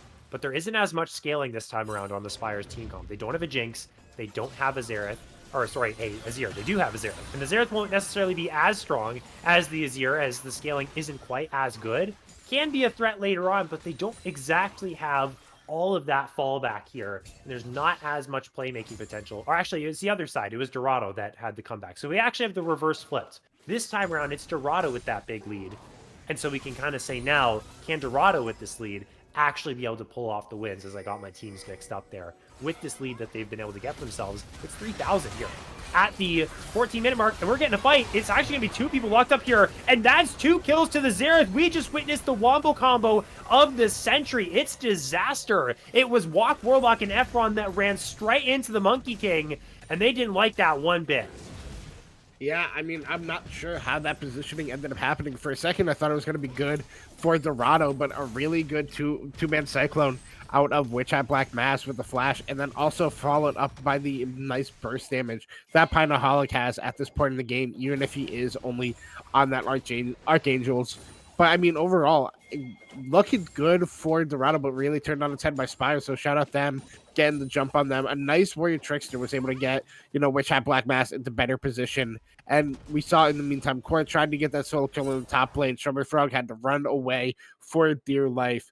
But I mean, it's hard to say who is benefiting from all these plays. I mean, it's very close in this game. I mean, Tortuga had to burn Flash to live there. You got 2 kills onto the Xerath. So Xerath is definitely happy with the situation. But now there's no Flash on Witch Hat Black Mass. There's no Unchained the Crystal Era. You have no Xerath or Cyclone for this dragon that is spawning in 20 seconds, while every ultimate except for Breath of Life is available for the side of Dorado Gaming.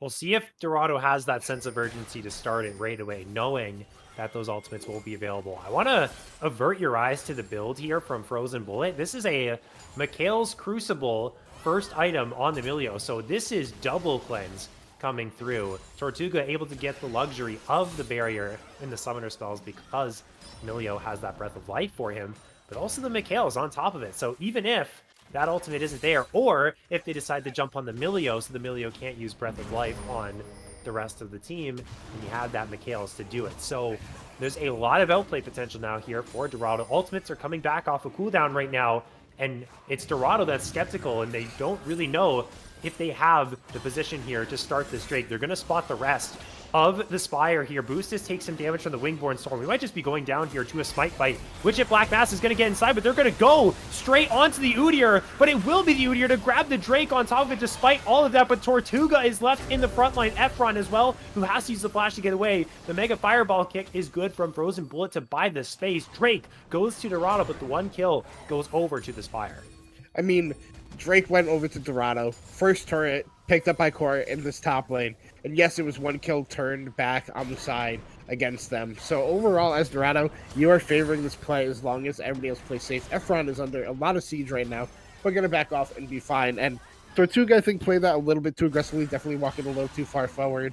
But a nice smite by Walk Warlock to be able to pick that one up. And I mean, overall, this game is still even. You still have the dragon stacking for the side of Dorado. You scale better, so you can feel comfortable giving away the next dragon or two while you wait for this Kog'Maw to scale up. But like you said, Frozen Bullet did go for the Mikhail's first item. I think it's okay. I still think you can build it second. I still would have really liked to see the Moonstone as their first item, but it's not incorrect going with the Mikhail's because of the pick potential that the Spire has drafted on their team comp. The macro side of things for Dorado is going swimmingly. They have the pressure there that Cora is able to provide, and Cora's looking for fights. That was the Gnar, and actually no flash has gotten away, or no flash is used. Maybe just didn't hit the ability. But that is the Herald going over to Dorado's side, and so we'll see how effectively they can use this. Again, the gold gap, though, was 3,000 not too long ago. That big play around the Krugs or the Spire closed that by 2,000. And we're at a very close game state right now, pushing both bot lanes inside of this mid lane. No objectives up right now. We're going to see how these teams are going to play sort of this mid game when there isn't anything necessarily to go for. You can see them getting creative. Like Pineaholic is sitting here waiting for Core to jump on up, but they know that there's just nothing there for them. They're going to teleport bot, try and catch that wave.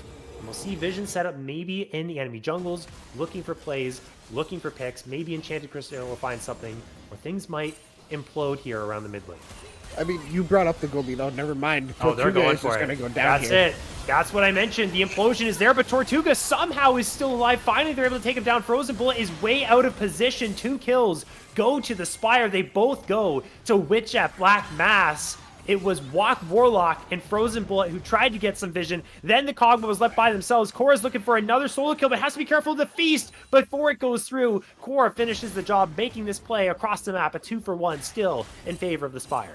I don't think Dorado had read the script that RNG had made before of how to protect the Kog'Maw, just leaving him in the mid lane. He was so confident when they picked Milio that he didn't take cleanse himself. I think that's a big mistake. Even if you do have a Milio on your team, even if they are building Mikhail's, I still think you need to take that cleanse. Just if you're ever alone, you still have that safety for yourself. But since he didn't go that, a nice notice by Boostus and the rest of the Spire to pick that one up. But I mean, Cora is the gold lead for the side of Dorado when we look before.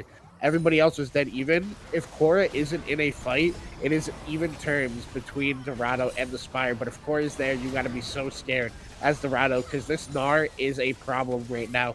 And if Cora gets a nice angle, the comp for Dorado is just going to go off the hinges with all the damage that they've drafted and can put out in just a few amount of seconds. Strawberry Frog wants to sync up with the team around objectives because you can use Feast to secure dragons, to secure something like Otacon, or even, a Baron when it comes down to it.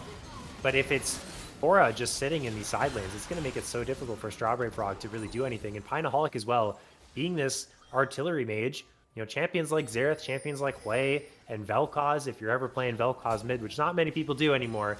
But anyways, they don't like to side lane. And so it's either Pineaholic holding the Gnar, and that's not something Pineaholic wants to do, or it's Strawberry Frog who's just stuck here holding the Gnar. So the pressure, like you were kind of mentioning there, Chong, is just going to be overwhelming. It's going to be a massive thing to play off of here for Dorado, and Cora really has to put the team on her back right now to get them to a point where then it can be Tortuga, then it can be Efron to win out in these fights. Then she can group up and maybe use that Gnar ultimate to find massive engages here for Dorado to try and win this game number 3. I do think that's a great point that you want, the transition to come off of Cora and onto one of your other carries. But honestly, I think if I'm Cora and I look at the enemy solo laners, I go, guys, nobody's matching me in these side lanes. Nobody can physically respond to the pressure that I put out. You guys are playing 4v5. I'm going to split push and win us this game. So I think that is an option that Dorado has. We see here, Cora is synced up with the team. Rift Herald is Cora's in trouble. Gonna try and jump out of this one. Does have flash, but can't use it. All of a sudden, the really powerful top laner for the side of Dorado is gone. Excellent setup there from the Spire. And they catch them out. They're not able to get the value that they wanted from this Rift Herald. And all of a sudden, the Spire has better position, 5 versus 4 around this Drake. Yeah, I'm not really sure what happened there. We saw the Rift Herald spawn. Block Warlock took it, ran up in the lane instead of down. They didn't have mid pressure. Cora's just in a bad spot with no flash. Gets caught out by Strawberry Frog coming up from the bot lane on that collapse. Wasn't warded out. So, I mean, Dorado was just in a awkward position, and it was a good collapse on the side of Spire to see that, hey, this Gnar is caught out in mini form. If we get on them now, this is our opportunity. But I think it was just fumbled by Dorado with that. I think, honestly, the Herald spawn is what cost it for them. They didn't have mid push. They summoned the Herald, and they tried to ride it to crash into a turret, I would assume. But taking it the wrong way, you can't rotate fast enough, and it cost the demise, a big shutdown of the top laner. And I believe it was Witch Hat Black Master picked that up. So this Wukong is also a scary threat if he can get onto the back line that Dorado has. Absolutely. We have a 1.3-ish K gold lead for Boostis over Tortuga. All of these plays that really just haven't been going Tortuga's way, been getting caught out in mid lane.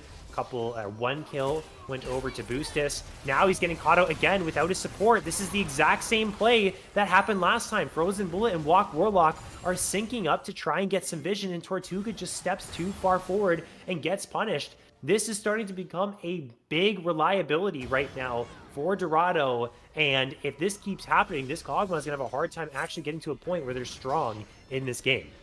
I would like to put out a public service announcement for all my support players. If you do not have push in a lane, you cannot leave your AD carry.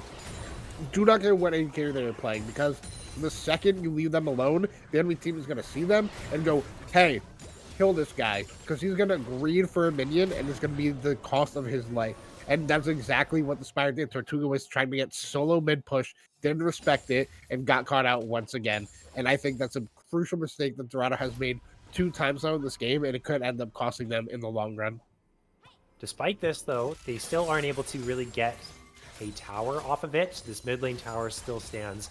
This top lane tower still stands. It's only the bot tier 1 that the Spire has been able to get for themselves. Again, the scaling is very nice for Dorado's side. So if they can't start to play with this lead and start knocking down these objectives, then it might get to a point where, similar to last game, we had one team coming back because the other couldn't quite close out the game. It is now definitely, well, the gold is now even, It was Dorado with that lead, though, so it does mean the Spire has had a sequence of good plays. They do have this momentum.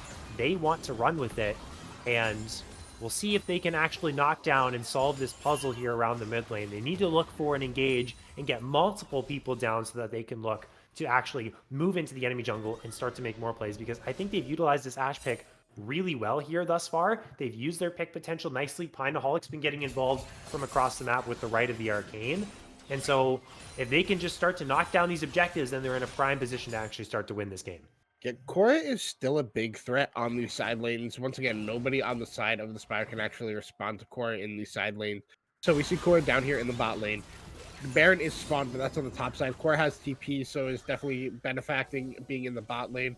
Efron still does not have TP, so has to be closer to the side that the objective is on. But I mean, if you just look at this mid turret, it's getting slowly whittled down thanks to Kog'Maw's range. So Dorado could look to try to force this open if they get a good engage, but it's so hard to engage onto boosters with what they drafted without getting a scatter of the week from Efron or a Korra with a big flank and Gnar into the wall, because you're going to see Wok trying to just run at boosters. Uh-oh. Well, Boostis was in some trouble there. Here comes the right of the Arcane. There is going to be the Enchanted Crystal Arrow. They use the Breath of Life plus the Mikhail's. Nice scatter of the week does land onto Boostis. There's the Unleashed Power, and the Wild Growth will allow Boostis to stay alive. I think it was a flash forward from Efron to try and finish off the kill with the Dark Sphere. Not able to do so. Very close in the mid lane. Dorado, they hold on, and the Spire are able to keep their AD carry. Yeah, and I mean, really well played by the side of Dorado to kite that one out. I do think the Mikhail's into the immediate Breath of Life. You overlayered it a little bit, but it's okay. Tortuga still got out. We're still safe. And really good scatter of the week there by Efron, and an even better Wild Growth by Penguin to keep Boostis alive. But I mean, I do think that flash forward by Efron was a little ambitious. I don't think he had any chance to finish off Boostis there, thanks to the bonus health he already got from Penguin. And I'm pretty sure when he flashed forward, he autoed the Wukong for like 2 damage. So not really think that one is worth it. Now your Syndra is in a vulnerable position. So similar to the Kog'Maw, has to be sitting on top of this Milio and on top of this Udyr, hoping that they do not get picked off by this Ashe Crystal Arrow. Boostis has to use Flash. Again, both AD carries. I mean, we've been critical of Tortuga, but we have to swing both. We have to go both ways here. Boostis just walked up to 4 people and just got hit by that Scatter of the Week. As pay attention to Witch at Black Mask, could be waiting for an engage. Boostis gets tagged by another Scatter of the Week. Here comes the Right of the Arcane. There's the Enchanted Crystal Arrow, but there's no cleanse this time. Tortuga has to use the Flash. Walk Warlock trying to buy some space, but is now all by himself here in the front line. No one there to help him. Strawberry Fog on the flank is able to find the Rupture onto Efron, who gets a Scatter of the Week himself. Huge Gnar ultimate from Korra. Is this enough here for Dorado? Gonna flash right on and trying to do the damage. They are able to get 1, but that's all that they're going to get. They end up getting 2 actually here, as it is still Pineaholic that's full HP. It's a 2 for 2. Tortuga wants to look for more. We got Pandemonium in the mid lane. Finally, 1 tower is cracked, and maybe this game cracked a little bit wider open. And once again, we get Korra on the heroics with the TP in, getting the 3-man Gnar into that mid lane wall, and then just playing in their face, flashing forward aggressively to help the team get the damage across and picking that one up. You know, maybe if your Kog'Maw had, you know, a little bit more damage in that fight, a little bit, you know, better positioning, he could have been the X factor and gotten all that damage off, but had to use the flash defensively when they did get the engage on him, thanks to Boost's Enchanted Crystal Arrow. But I mean, the rest of Dorado did play that out well. Wok Warlock maybe a little bit too far ahead, but the rest of his team was able to get there quickly and support him. And now we're going to see the fight for this dragon. We see Strawberry Frog TP in. This is what you're talking about. He does have his ultimate. He does have that consume for the bonus true damage. So this dragon should just go over to the side of the Spire, but then it becomes a question of if Dorado wants to fight them on it afterwards. Doesn't look like that's the case. They're back in raid on up. Good pressure from the Spire. 2 Drakes to 2. Not going to be seeing a soul fight at the very least until at least 10 more minutes have passed by. Otacon is alive, and both of these teams, while this is game 3, it is only the second game we've actually seen them play. In game number 1, that Otacon survived until well past 33 minutes. And now we're at the 29.5 minute mark, and no one has really shown any inclination to head on over for this. So who knows when they're going to try and look for that one. That is the next big objective, along with the Baron. Once again, Otacon did spawn on that top side, as we do get into a pause here. But this is really kind of the make or break point of the game here, Chong. We got 2 Drakes from either side. We've yet to see a team fight end in everyone dying. And the next person to get that is going to be the one in the driver's seat. But this is a really good game 3 so far. Yeah, I mean, it's dead even in gold in almost everything. I think the turrets are the biggest difference. It's 3-1 in favor of Dorado. But I mean, I think the way that these fights have been playing out have been benefiting the Spire more than it has Dorado, despite, that last team fight where Cora came in with that TP and able to make the heroics happen to make it go even for her team. But I mean, this game can go either way, like you said. I think Otacon is still kind of bait. I think Riot has done a really good job at balancing this objective out since its release. We see teams not, auto trying to force a game on it. The withdrawal, yes, it's still good. It's still a free life, but that 15-second respawn timer is actually massive. So we don't see teams forcing it like they used to. It's more of a, hey, if we're going to get this Otacon, what does the other team get? Because it's a cross-map play now. It goes, Dragon's up, give the Dragon, we'll get the free Otacon buff, and then maybe turn it into a Baron play, into a Baron fight if it's on the top side. If it's on the bottom side, you go, hey, is giving over Baron worth it for this one? So it becomes a really interesting game of a sort of tug-of-war with how this Otacon buff gets played around now in the current meta.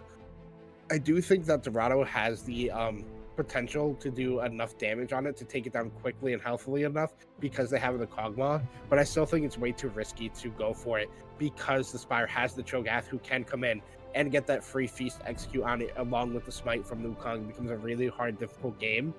And I think it really is just like the next objective that we're going to be seeing a fight over is that next dragon. If, nothing happens, no team forces the issue before that. And around the Otacon too, just because the Baron is still alive, you can get that Otacon Baron combination, which pretty much ends games in a realistic competitive sense, as long as no major throws go along with it. If you get those both, you're in a prime position to win the game. Both teams as well, with the lack of snap engage. Again, for the Spire side, it's only Wukong.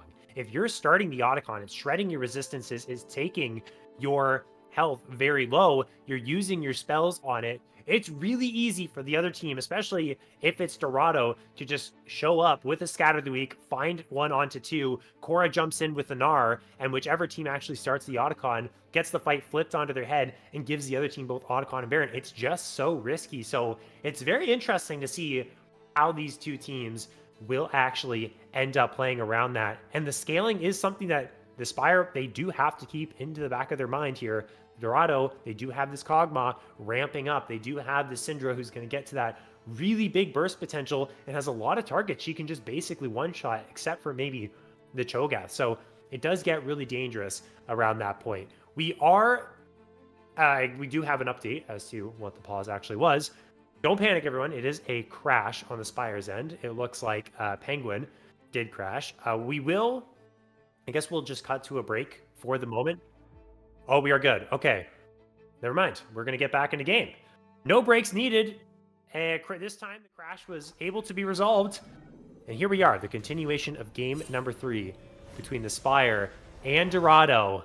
A very tense situation here around the 30-minute mark, Chong. We might be in for another long haul. I really hope not. I mean, we're already in for quite the long haul in between these games. Hopefully, one of these teams can find a way to close this out very quickly.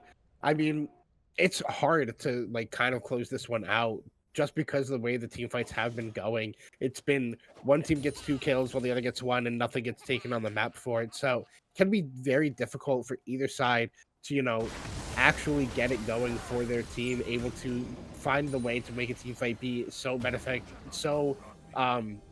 advantageous in your side that you're able to actually get something on the map or start pushing the game and progressing it forward the way it has been playing. But I mean, I think it comes down to, once again, I've said before and I've been talking about it for a while, is Cora on these side lanes. It has to find the way to make the split push work and start breaking stuff open on this map. Oh, here we go. Enchanted Crystal Arrow connects onto the Milio. It looks like there's no Mikhails available because Frozen Bullet is just gone. Was standing still for quite literally the maximum amount of time. That seemed like 3 or 4 seconds. Nice pickup here for the Spire. The question is now, with this advantage, are they actually able to get anything? They haven't chosen the Otacon to go for. They're trying to push mid, but there's enough people here from Dorado to defend this.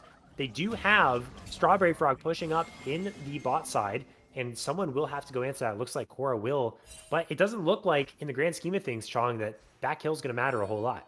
Yeah, I mean, it's the same situation where it's like, yes, a kill does go in favor of one team, but there's nothing they're able to do on the map with it. They got some chip damage on the inner bot side tier 2, and now they're Boostus has been hit with a scout of the week. They're going to use the wild growth there, but it's not going to matter. The power is way too unleashed, and look at this Kog'Maw hitting so freely from the back line. Flash forward there from Efron will secure the scout of the week. This definitely means Baron time with the jungler down for the side of Dorado. Yeah, there's the play that you're looking for that I've been talking about. You got to find a way to get something to go in your favor. Oh my gosh, the Sterix proc! The Sterix, that was clutch.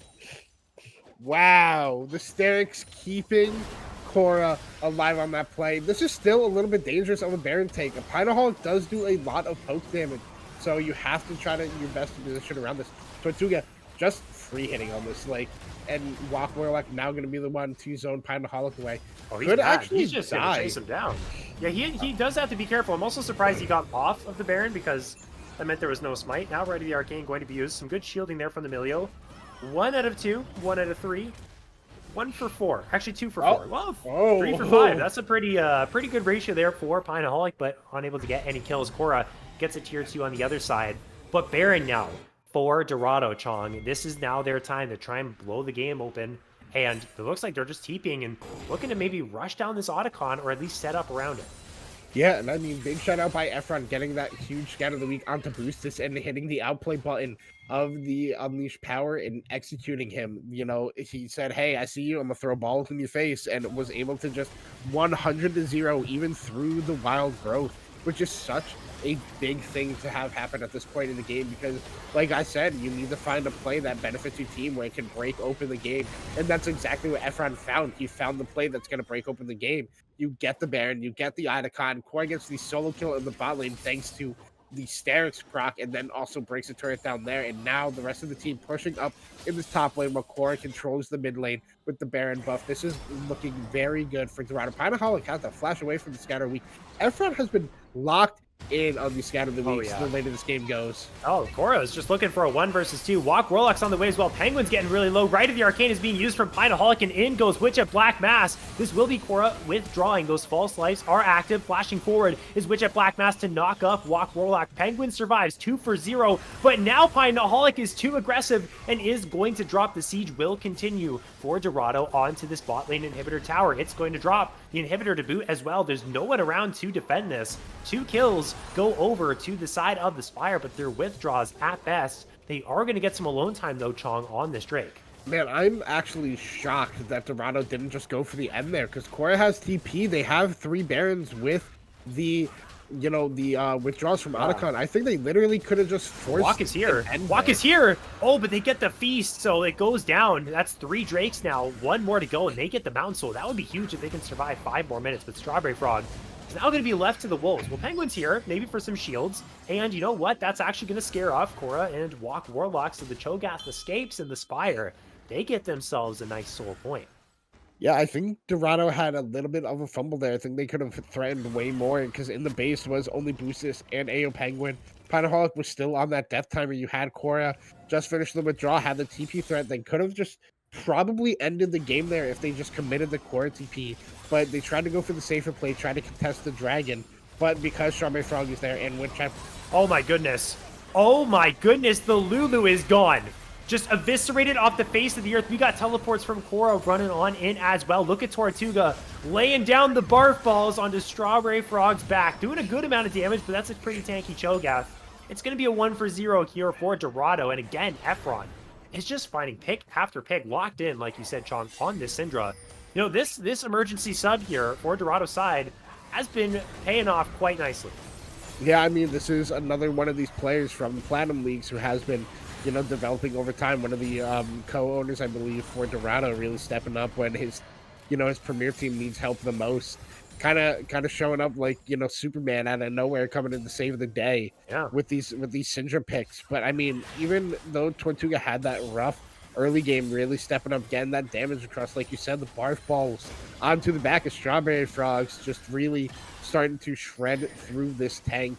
Dorado now going to play the safer part of the game. Baron expired. They're going to look for the next one in 2 minutes and probably look to end the game off that spawning. But the bigger thing is that if they mess up at all, that Mountain Dragon is going to spawn for the side of Spire, and that is their sole point, which can make Efren's job a whole lot harder to get that execute onto Boostus like we have seen him do. Yeah, you're absolutely right. It is definitely Dorado's game to lose, although it is a bit delicate. They do have to still play with their heads screwed onto their shoulders. You can't get too, silly around here because things are not always as they seem. The game is not always as winnable as you may think, and you might actually drop it. That was definitely the case with the Spire in game number 1. Now they're trying to hold on themselves. They have good pick potential. They have lots of range. And maybe they can look to knock down Cora in the side lane when she's pushing on by herself.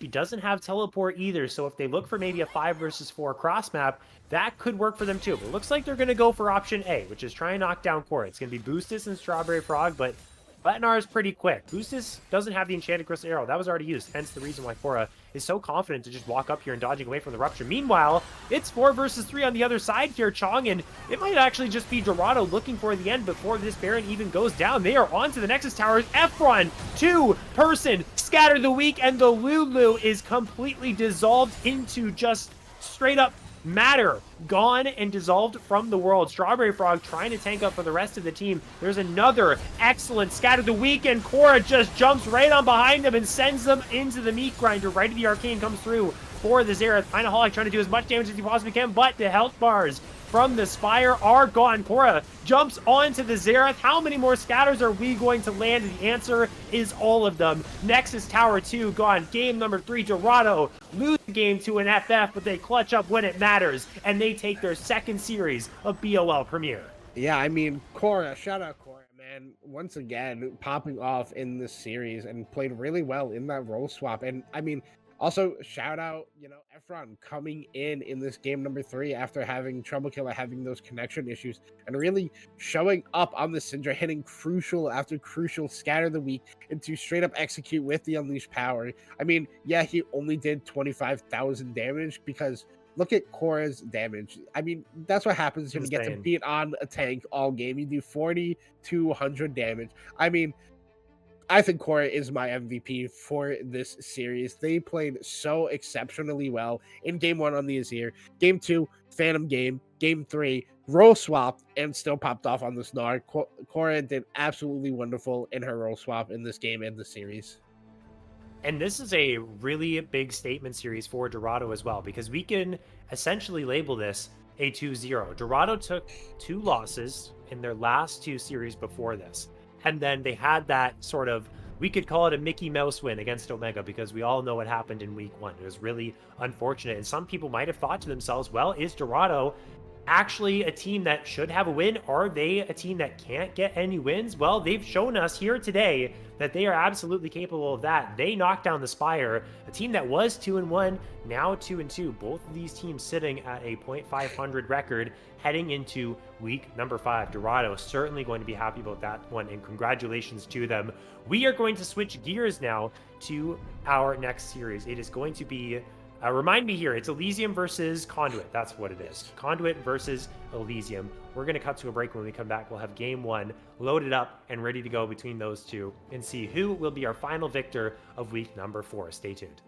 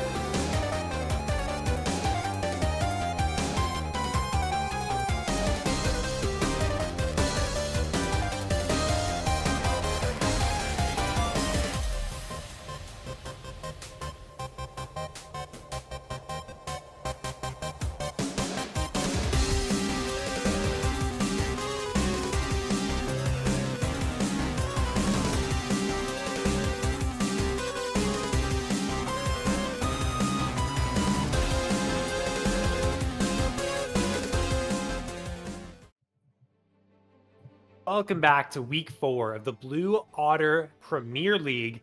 We got matchup number 2, best of 3, number 2 of this fine Sunday evening. It's Conduit Esports taking on Elysium. Conduit sitting at 1-2, 2-4 in the game score, and Elysium 2-1, 5-4 in the game score. So for Elysium, it's about getting themselves to that 3-1 score, that upper echelon of the standings, and Conduit kind of avoiding that lower echelon and getting to that kind of 0.500 part of the standing, similar to how Dorado did just in this past best of 3.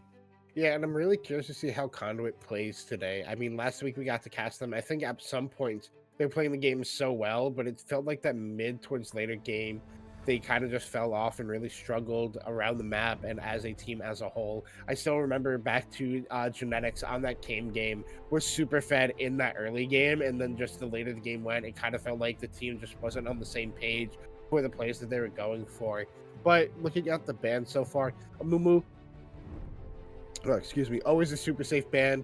Derizen is the mid laner for Conduit. His most played champion is this way, so not surprised to see that banned away. I know for the AD carry for Elysium, Dilly Misfortune is one of his most played champions. And then the double jungle ban away from Guster Posey. Really good, aggressive jungler, so not surprised to see the Nocturne. And, you know, the Lilia ban away kind of shows your hand that you do want to go for the starter. Elysium saying, that's fine, you guys can pick it.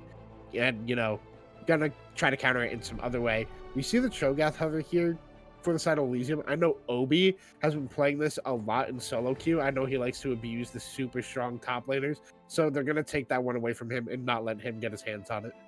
I'm surprised they're willing to blind pick it though, because Obi is someone who plays a whole lot of carries. Obi could play something like Ambessa into this, a Renekton, a Mordekaiser is something that Obi does like to play, and I actually think that a lot of Conduit's success rides on Obi having a good series. I think this player is so strong for them, and I'm really excited to see what the counter pick is going to be. We saw on the other side, Elysium picks the Zyra to go into that Skarner to try and reduce some of that engage. I would be really surprised if Conduit, they pick up the Ashe here, so they have a lot of engage potential, pick potential, Impales, Enchanted Crystal Arrows. I would expect them to just take their top lane pick here to prevent, you know, Obi from getting banned out here in the second round of bans and index into something that's going to be on the Cho'Gath, similar to how we saw Korra just absolutely spank the Cho'Gath in the game 3 of the last series. Yeah, I was going to say, I'm curious if Obi wants to go the likes of Anar in this matchup, but no, they're going to lock in the brand here. Whoa, this is for weird. Derizen, so definitely an... Okay, I don't know if it's possible, but I'm curious if this is a world where Obi is playing Skarner top, and this is like a brand jungle to counter the Zyra. I don't know. Possible. Anything's possible until all 5 champions are locked in. So we're only left here to speculate. But I would assume it's a brand mid for Derizen. I would assume this is Skarner jungle for Genetics, and then the Ashe AD carry. We're going to see the Jinx locked in. I know Ashe can win this matchup just because you're able to space out the Jinx and kite her out thanks to, you know, the your passive that lets you get the slow off on your auto attacks, along with the value of arrows. So can be played out the way you want it to as the Ashe, but if this Jinx gets excited and gets out of hand, it becomes really difficult to play the game if you are Conduit. But now we're going to see some more top laners banned away from the side of Elysium, not wanting Obi to get a super favorable matchup into this Cho'Gath. But now it's curious to see how Conduit choose to pinch the pole in this draft, because the Zyra still could go support, it could go jungle. Yeah. We're not even sure where everything is going at this current moment. Yipsy has actually played a Zyra jungle game in Premier, so that leads me to believe that this could potentially be that flex pick that they're still playing off of, and Conduit believes that too. They're banning out the support, so they're taking away the Milio. They don't want the Jinx to have a bigger range advantage over the Ashe. That would very much suck, so taking that away I believe is smart. If I'm Elysium, they've already taken away the Mordekaiser, which I mentioned Obi could play. Just take away more picks that might actually beat this Cho'Gath. I'm surprised they still go for the Ornn. Like, that would be a really good matchup for Cho'Gath to play against Ornn. Cho'Gath just absolutely, with his percent health damage, just eviscerates champions like that. So, I mean, they're still going to deny that potential engage option here. We'll see what their pick is on R4. Might be something in the jungle. The support matchup very much matters for this Ashe Jinx lane. So it's a really kind of delicate situation with what's going on in the draft. This Jinx needs the proper setup. She doesn't have a ton of peel right now. They're going to go just the tried and true Jinx lane, which is pairing up with that Thresh, and that does mean that it will be Genetics taking that Zyra into the jungle. So this is so you're looking at the wrong teams here once again, Mr. Ferris. That is actually Guster Posey playing the Zyra in the jungle, as Elysium is All the right, team on the red side. you've But caught me. the bigger thing is that this isn't just a Thresh. This is Arrow's Thresh. This is one of his most played champions. If you have seen this guy around in some comp leagues, this is kind of what he is known for to play. And he's really good on these hook, aggressive, engaged supports. So really excited to see him busting this one out. And it's responded by Yipsy going on to this Leona. Could be a very good matchup into what Elysium has drafted so far, but it could also be difficult if they ever get the hook on you and then followed up with all the CC that they have coming out. So really curious to see how Yipsy is going to choose to play this one out. But we have the classic combo of the Ashe and the Leona. You get the one ultimate, the other one's going to follow it up. And it is the Gnar, similar to what Cora played last game against Strawberry Frog. We're going to have Obi playing it up here in the top lane against, I believe it should be Yicall playing up in the top lane here for Elysium. Yeah, Obi definitely watching back the tapes there of Cora. Absolutely going crazy on the Gnar in this matchup. As, wait a second here, we're seeing an Urgot locked in. Could this be a Cho'Gath mid for Sofa?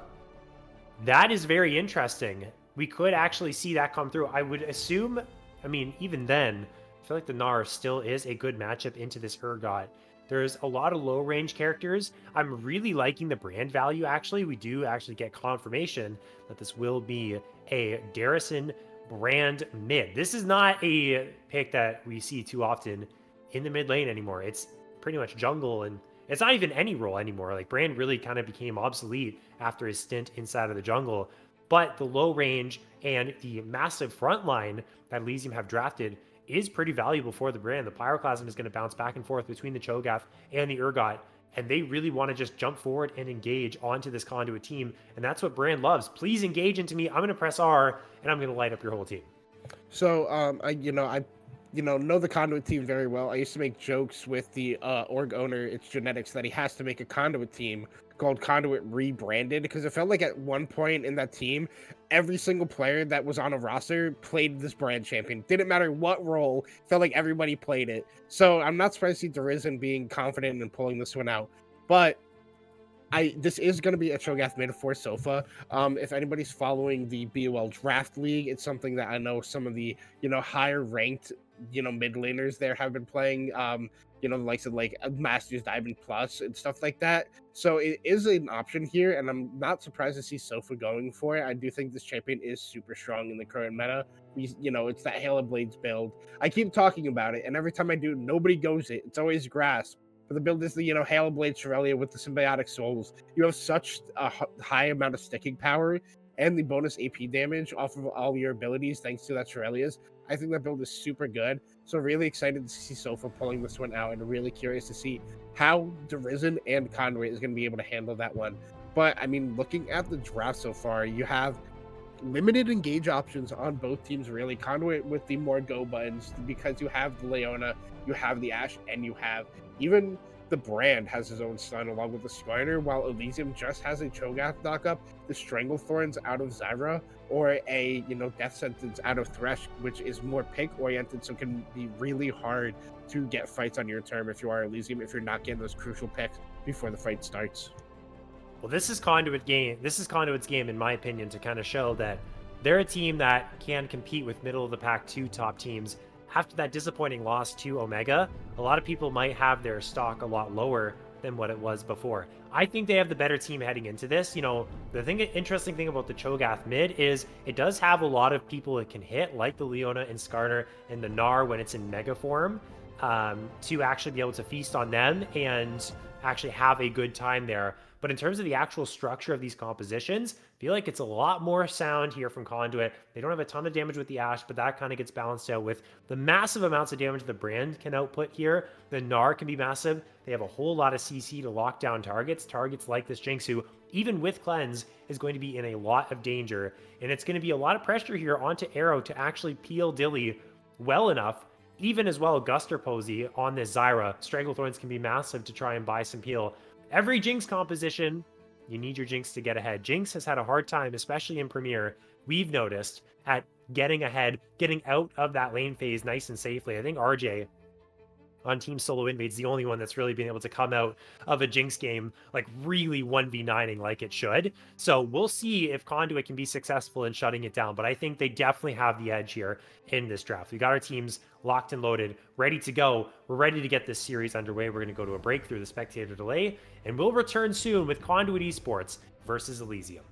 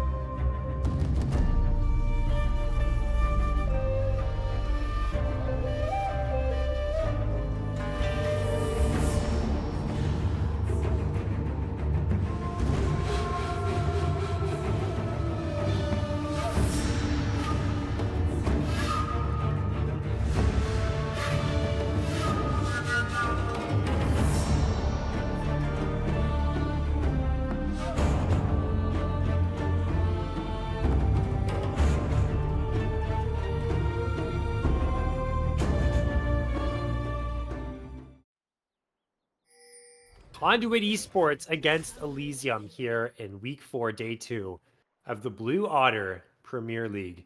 And right now it's Elysium grouping up. I'm not sure if Darazin actually saw this happening, but Darazin, you're going to be in a little bit of trouble here soon. Flash miss from Arrow. No, it's a disaster. Just to start off here, Chong, that's just going to be a flash down for the Elysium bot lane as well. We're going to see some other small slaps in the face between these two, but shouldn't be any kills going through, but that's definitely really unfortunate. Yeah, shout out to Risen just sidestepping and not even using a summoner spell. And I want to take a second to talk about the man we're seeing in the jungle right now for Conduit. It's not genetics, it is Pine. This is one of the best junglers I have ever played with and watched play. This guy is so good at this game. He's won platinum, and then the season he went into Emerald, he got into quarterfinals, and he hit Diamond recently in solo queue. This man is really good at this game. He's very smart on his jungle pathing and how the enemy jungler wants to play this game. So I'm really happy to see him playing jungle here for the side of Conduit. And another thing, Obi name swapped back to CZI. So there we go. We got CZI up in the top lane, formerly known as Obi, who was formerly known as CZI. We're going to get the work put on him here by Yikaw having a flash early. And I think that's exactly how Yikaw wanted that matchup to be going in the first place. So wasn't Panay supposed to be the Conduit main jungler here, Chong? I don't know. I've seen so many different iterations of this Conduit Premier roster. I've scrimmed against them before when they had different players. I believe Pine was supposed to be the originally intended starter, and then I'm not sure what ended up happening with that on an outsider's perspective of playing for the org. Not sure what happened there. I know they were all supposed to have a different AD carry. Not sure what happened there either, but I think they're finally getting the intended roster back. I think Pina is going to be the starter, and Genetics was always supposed to just be a substitute player. So it looks like they're getting back to that, and I'm really excited to see Pina on this because he's such a verbal voice and really dictates pace of game and how he wants lanes to be set up and everything. And I think that's kind of what Conduit needed to help them with that sense of direction. That's hilarious because, it was Genetics, obviously, for the longest time playing. I had Pine, because Pine was listed on the roster. I had Pine in my notes on this Conduit team. And literally just before we went live, as I was preparing for the cast, Chong, I just got rid of Pine's name on Conduit because I was like, okay, this guy's obviously never playing because it's always just going to be Genetics. I don't know what's going on here. And of course, Pine debuts for Conduit as I do that. So I'll have to go back and add that name back on the list. But what better champion, based on what you're describing here, Chong, than Skarner to kind of make your jungle debut here for Conduit in the Premier League, a champion that's going to make plays. You're going to be very vocal. You're going to be starting things off. And you're kind of stepping back, taking that shot calling role, and setting up plays for the rest of the team. As he's coming on in for a gank right now, Panay is here first, and Arrow is going to drop. This is looking good for Conduit. They're going to get the flash off until he flash forward for Panay. Maybe one more rock will do the trick. Is going to just get the slam down, and that's 2-0 to start off this game for Conduit. Guster Posey trying to trade something back, but Ishtal's impact is bringing Panay to safety. And we kind of got the caster bless right there, Chong, instead of the caster curse. Yeah, I mean that's Pina for you, man. He is very good at what he does. He knew the gank timer was there, immediately goes for it. I mean, also really well played by Glada and Yipsy to help set that all up for him. And I mean, it worked out really well. I thought he was getting a little aggressive going under turret, but knew the limitations of this champion. And now, looking back at the draft that did happen, the Amumu ban makes so much more sense now that I know the jungler is Pine. His Amumu is also a really good champion for him. But let's ignore the glazing of this. Let's look back at this game. Yikaw up in this top lane is punishing CZI. I mean, he got the R5 counter pick. The Cho'Gath flex pick worked out the way they wanted to. And he's also winning in CS in this mid lane just because Cho'Gath does clear the wave super well in this early game. But Yikaw doing a really good job up in this top lane against CZI after burning that flash at level 1. It's a pretty big lane bully, is the Urgot, and it's something that has been utilized even at the highest level, using more specifically Bwipo on FlyQuest, constantly playing this champion, vouching for how good it is. So yeah, again, the 10 CS lead, it makes sense. The Mininar, while it does have that range advantage over the Urgot, which is also technically a range champion, the threat of the kill is always there, especially with Flash available, and the fact that CZI doesn't have Flash, you know, the standard Flash Urgot combination, especially post 6 when Fear Beyond Death becomes available, it's dangerous. So could be a very strong pickup here. I do still, though, I mean, the start for Conduit has been very nice. I do like their composition a whole lot better. I think they got more tools in their pocket to make things happen in these fights. But we'll see as the game goes on. Panay, though, like you said, that shot caller, getting that dragon started right away. Don't see a response play just yet on the other side for Elysium. Yeah, and I mean, Elysium is, you know, gonna go for these grubs up in the top side, but because that scuttle is in favor of Conduit, they'll see it. And they're already rotating. We see Yipsy here in this mid lane. There isn't gonna take a recall because he has no mana, but gonna TP back. And it looks like Conduit is gonna fight for this just because they're already moving Lada and Yipsy up here for this. I don't think they'll be in here in time to contest these grubs, but they're gonna look for the fight afterwards. Yeah, they're definitely looking for Guster Posey, who has to flash away from the Zenith Blade. And one grub is taken from Conduit's side. They deny the 3, so, you know, they couldn't get enough time, or they didn't have enough time at the very least to get over to the grubs and stop all 3. But usually that's just the buff for buff trade there, Chong. So getting that is definitely really nice. And honestly, not a call that a lot of teams usually are making. So again, we're gonna, if we keep up the W Peneglaze, I know we've been going crazy, but that might be one of their calls that said, let's just run on up here and let's make their life hard and miserable. And honestly, this Conduit team so far looks very much in control. The top side is very dangerous, like we were mentioning a little bit before, and we can definitely see CZI, formerly known as Obi, really struggling in this position, but so far, so solid. At least for the side of Elysium, though, Dilly has been having a relatively easy time, barring that one gank from Panay on this Jinx, and is even in farm. Yeah, and I mean, I also really like how the rest of Conduit was willing to commit to that play. Like, yeah, Glado lost a little bit of that CS lead he had in the bot lane by making that rotation from Dragon all the way into mid lane and contesting on the grubs, but also Derizen didn't even use the TP, just goes, catches the bot wave, and then now that the waves are in an even state, he's going to TP back to mid and still be answering Sofa on this Cho'Gath. So I do think it's a very good heads-up play by the side of Conduit in the way that they're playing this early game. Absolutely. We're seeing now no neutral objectives available. Arrow kind of made a trip up to the top side, got some vision down. Derizen making sure that he's not getting ganked anytime soon. We're seeing Guster Posey on the bot side, Panay on the top side. And for the moment, I mean, CZI's had some pretty good push up there. Isn't in any danger to a gank as the Zyra is down here. But now we got level 6 for Glada.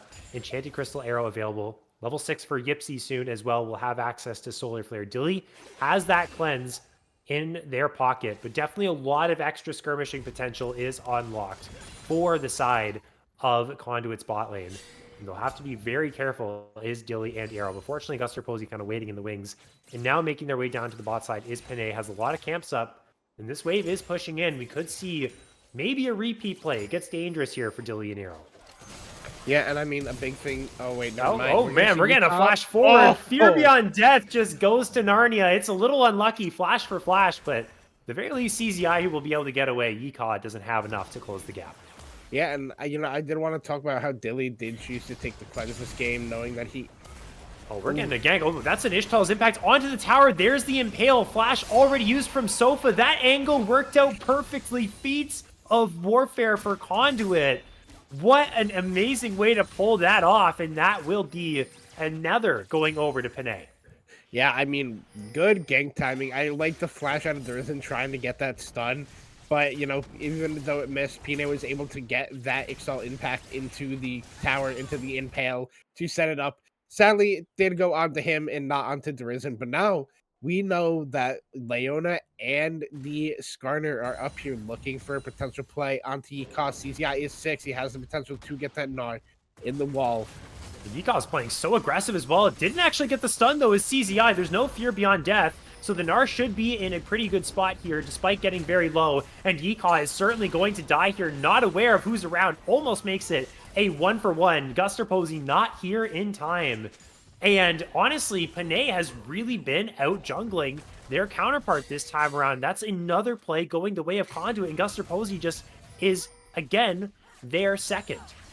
Yeah, I mean, Pine is controlling this map the exact way he wants to, and it's not over. Guster's gonna go I down suppose here. he's just dead. Yeah, Stranglethorns are used. There's no flash. Darrison gets the kill. My goodness, this Conduit team so far in this game 1 has been absolutely transformed to new heights. They're going to get grubs on top of this. They are running away with this already at the 10.5-minute mark. Yeah, and I mean, it's all on the back of Pine on the Skarner. It started even at level 1. Oh my gosh, Glada! Glada! Oh my gosh, it never stops, and now it looks like Elysium wants a fight, though. Panay does have to be careful. It is very low. Sofa and Cox is hungry because that is a Cho'Gath who has the feast available, is going to miss the rupture, though, and the Impale is going to connect. Now the rest of the squad is here. Darrison is here. It's 7-0. Yipsy gets the kill, but who cares? This is complete and utter destruction. One of the most one-sided games we've seen all Premier long. I mean, a big thing to note is that Arrow did steal away one of the grubs, and then the second one was picked up by them as well. So it's an end of all this 3 for 3 on the grubs. Neither team picking up the neutral objective for that towards the feet. So the only one that's been picked up is this dragon. But I mean, even at that, as Conduit, you are sitting peachy with that. I mean, you get a solo kill on the bot side, you get the play up on the top side the exact way you want it to. I mean, everybody's sitting happy. Like, this is such a good early game from the side of Conduit. The dragon is going to end up going over to the side of Elysium, but this is looking good and consistent from the side of Conduit because they look like they've been on the same page the entire time going for these plays. And I have to give credit not only to Pine for that, but Yipsy too, knowing that he probably also has a very strong voice on this team, helping set up those plays. When you get a support jungler on the same play, it becomes so much easier to play this game, and it looks like that's what Conduit has been doing. It's the perfect composition they've drafted for a team that's perfectly in sync with each other. Is Glada? Sorry, I saw it. I got to call it out. You got the -1 there, but you did get the solo kill, so we'll give you that much. Glada also, on the other side of the map, knowing that they are stronger than the Jinx in the 1 versus 1. Somehow, we didn't get to see how it all went down, but able to get themselves openings to punish this Jinx. And they're sitting at 2-0. They will have a small gold lead as they are down about 10 or 12 CS. But this is a prime position for them. Trinity Force on the Gnar. They can just kind of take it easy, play for these next objectives to come up, and it really isn't going to be Elysium in position to actually contest anything. So what I feel like what they should do going forward here is just slowly control the map, take every single neutral objective that comes by, and if Elysium gets disrespectful, then punish accordingly. They're on their way to a pretty nice slow burn victory. Yeah, and I mean, we see Pine sitting here in the mid lane again, not even looking for a gank. He's more so looking here to be here for a counter gank. So just really smart map awareness, knowing that he doesn't have to rush to the other side of the map, can sit here for a little bit to look for a play. But now we see pings coming out because they saw Arrow on Vision links to Yipsy. They're going to try to punish it. The rest of the team is coming up. Yeah, he's here. locked up, and here comes Panay, but the box is doing a really good job of slowing them down. So that actually is just going to fizzle in front of their faces. But they will get a blue buff, and you know what? Taking that one away is pretty nice, and Guster Posey on the other side of the map, though, is going to recognize this and take some camps of their own on the other side. Do we have dive potential in this bot lane? It looks like we do. Otherwise, why would Darrison have walked down here? Panay is sitting between the towers, making sure that Arrow and Dilly can't escape. And you have to believe, Chong, that this is on its way here. There's no one that can save them. I mean, maybe Yikaw with a teleport, and Yikaw is going to commit that. So that's going to be a teleport trade here. We're actually, though, getting good damage on the other side on this mid tower. Yeah, but I mean, the play is going to come on this mid lane now. Oh, here comes the Enchanted Crystal Arrow connects. Darrison's going to follow up that combo. But for the moment, the Cho'Gath is okay. CZI trying to walk around. Glada is going to get the slows with the volley. Sofa did not flash in time. Stranglethorns come through, but it does not buy the peel that they wanted. Excellent turn across the map from Conduit. They get one more for themselves. Yeah, I mean, really, really well played on the cross map, responding to that. Now they're going to set up looking for this Rift Herald that's should be spawning onto the Rift soon if it's not already, because for some reason Riot didn't make a little objective timer for that one. But regardless, it's looking real good here for Conduit. A really nice Enchanted Crystal Arrow by Glada. Darrison getting a lot of damage down, and then just these slows coming out from Glada with those volley of arrows to follow it up. The first turret goes down in favor of Conduit, so they are looking real good in this game. Everybody doing their job so far, and I mean, barring a mistake for Conduit, it's feeling really rough to continue playing this game out if you are Elysium, because you didn't draft Team Fight, you drafted a pick comp. So if you're not getting those picks and you're getting out Team Fight by this comp that Conduit has, it becomes really difficult to play the game. They have very minimal catch potential too. They're kind of preying on a death sentence or a rupture from Sofa, maybe a Yeehaw flash, but that's not really reliable.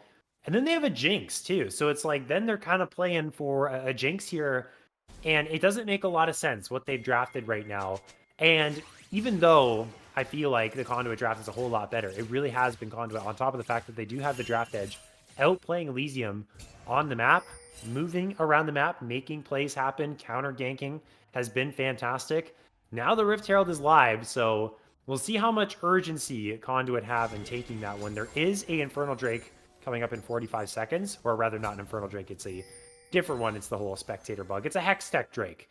There is a Hextech Drake coming up, and it looks like that's what they're prioritizing more. Yeah, and I mean, I think that is the better priority because Drake's CZI looking for the solo kill. Oh, excellent dodge on the Fear Beyond Death. I don't think it would have mattered, but that was smooth, and the Gnar gets one back for themselves. All that pressure from the Urgot pretty much evaporated here. The 9th kill of the game for Conduit.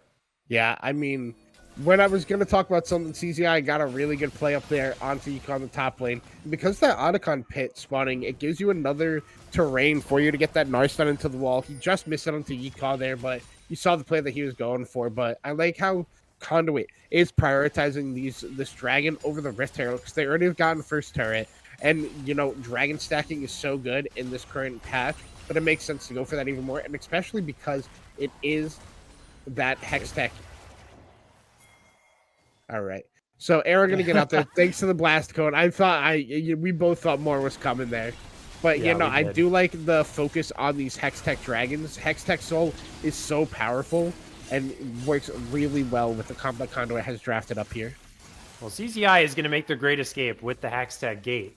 That's one of the benefits of the Hextech Soul, but guess who is waiting? Guster Posey on the other side. Stranglethorn's going to knock him up. He's burning down. He's going to do a good amount of damage before he goes, but that will be the first kill of the game for Elysium. In 4 versus 5, though, Conduit, they want this fight. They are on to Yeehaw. He's blocked up. He just can't move. The Impale found Dilly over the wall. That's so tragic. Garrison gets the kill, and Yipsy will continue to play, finds the stun onto Guster Posey, trying to escape from the rest of the team. Flashing forward is Panay, trying to find the Ishtal's impact into the wall, and will get it. Cloud can follow up and secure that kill. Rift Herald is up, and Conduit have made a sour play turn sweet once again. Yeah, I mean, at the end of the day, it's still a report CZI angle. He gave over the deathless game going down there. True. But overall, really good by Conduit to make sure they were able to turn that one in their favor. I mean, they're going to pick up the Rift Herald here now. They're going to be able to crack open this mid lane outer turret and potentially maybe get a second charge depending on when they choose to use it. But I mean, the whole side of Conduit has been playing really good this game. Everybody's been stepping up. We had some, pre-game speculations about this team, not really thinking that they were looking in the best shape, but everybody really stepped up today. I think Gladys specifically has been playing really well in this game compared to how he looked last week. I absolutely agree. It's been night and day, essentially, and you know what? The growth mindset is good to have. You put some practice in, you shake some things up in the roster, and things might go your way the next time around. So it's really nice to see that. And this has been, if we're talking in general, the Premier League has been pretty competitive. I mean, we have some teams that are up at the top. Team Solo Invade still undefeated, but people are saying Omega Gaming could still be the best team in the league. Now teams like Conduit are starting to get into the mix here, knocking down Elysium potentially in this game 1 and maybe even in this series 2, who are 2-1. I don't want to speculate too far as we still got lots of series to play, but it makes for a pretty good and fun league that we have displayed in front for all of you. As we do see Glada had to burn the cleanse. The death sentence did connect from Arrow. And speaking more specifically on that, as we see a Super Mega Death Rocket head over to the top side, it looks like there's a 1 versus 1 happening. And Darazin has found the solo kill onto the Urgot, so Yeehaw really can't muster any type of offense off and drops once again. Yeah, I mean, it's looking a little rough for Yeehaw in this counter matchup. I mean, he, really did a good job in the early levels, like level 1 through 3, but it feels like Conduit has just had the answer to what he's been trying to do, making the rotation plays. But it kind of feels like that for the whole way that this game is going to be going for Elysium, that Conduit just has the answer to what they want to do. But now they're going to look for an engage onto they're going to look for here. a fight. Yipsy might have gone too far forward. Maybe shouldn't have crashed that Herald down to half HP. The toy Renekton, or sorry, not Renekton, the toy Cho'Gath. There's Renek Toy, there's the toy Cho'Gath. It's hungry, and it finds the kill, gets the feast down, and Yipsy will get punished for being too aggressive on that tower. Yeah, I definitely do think that was an overstep by Yipsy. You know, it's the classic Leona syndrome where you think you're way takier than you are just because of that W. But, you know, good response by Elysium, just setting up there, getting ready to get that turn back. Yipsy did hit a nice multi-man solar flare, but it did not matter in the end. But now Conduit just going to reset the map, look to push out the waves that they need to. You see Dorado already up at the top side to respond. CZI walking bot lane to respond to the Yikao push. But nothing really on the map to fight over for another minute 20 seconds, so it just ends up being a Yipsy death for a small bit of time of mid-wave control. Now it will be a minute until the next Drake is alive. 2 already secured for Conduit. Otacon is up and available. And we've seen some late Otacons today. We'll see if this series is any different. These teams, or at least Conduit at the very least, has definitely been on the ball with their objective game, willing to fight in the jungle, force off the enemy from contesting. It's kind of the weird spot here where Elysium is trying to buy some time, but they might not have any time with all these objectives coming up, and very soon, potentially even in the next 6 minutes, Soul for Conduit if they are able to secure this next Drake. We'll see if Elysium, though, wants to make their fight or draw their battle line right here and actually contest this one. Yeah, I mean, I think this is another situation where if Conduit wanted to, they could be willing to give this one over and go up and take the Otacon, but we're not going to have that just because, Yikao. Yeah, Yikaw's hold in my trouble. breath here. Yeah, Yikaw's in the middle of nowhere, man. You got no teammates around you. It kind of feels like there's some frustration setting in, wants to find the kill into CZI, just can't find it. And look at this, there's an enchanted crystal arrow, but Darezen's been caught out actually, but it might not matter because Guster Posey is going to be traded. Glada able to stick so easily as Flash, death sentence from arrow is going to hit the Leona. That's definitely not the target you want. The Flay is going to cancel the Ischal's impact. And it looks like Conduit, 2 for 1, going to walk back and get this Drake. Yeah, so, you know, there isn't definitely a little bit of an overstep there. And that death sentence was going to hit onto Glada if he did not flash behind Yipsy. So not Arrow's fault. It was just a really good flash by Glada. Ended up meaning Yipsy got hit on that Leona. But, I mean, he started with the Yikao getting caught out. CZI in a little bit of trouble here, but can just hop away and be okay. But, yeah, no, Yikao definitely overpushed, getting caught out there on the side wave. But then it turned... What? CZI, what are we doing? Why are we flashing in that situation? He should have just ran out, but regardless, he gets out in the end. He's just going to be more vulnerable now for the next 5 minutes.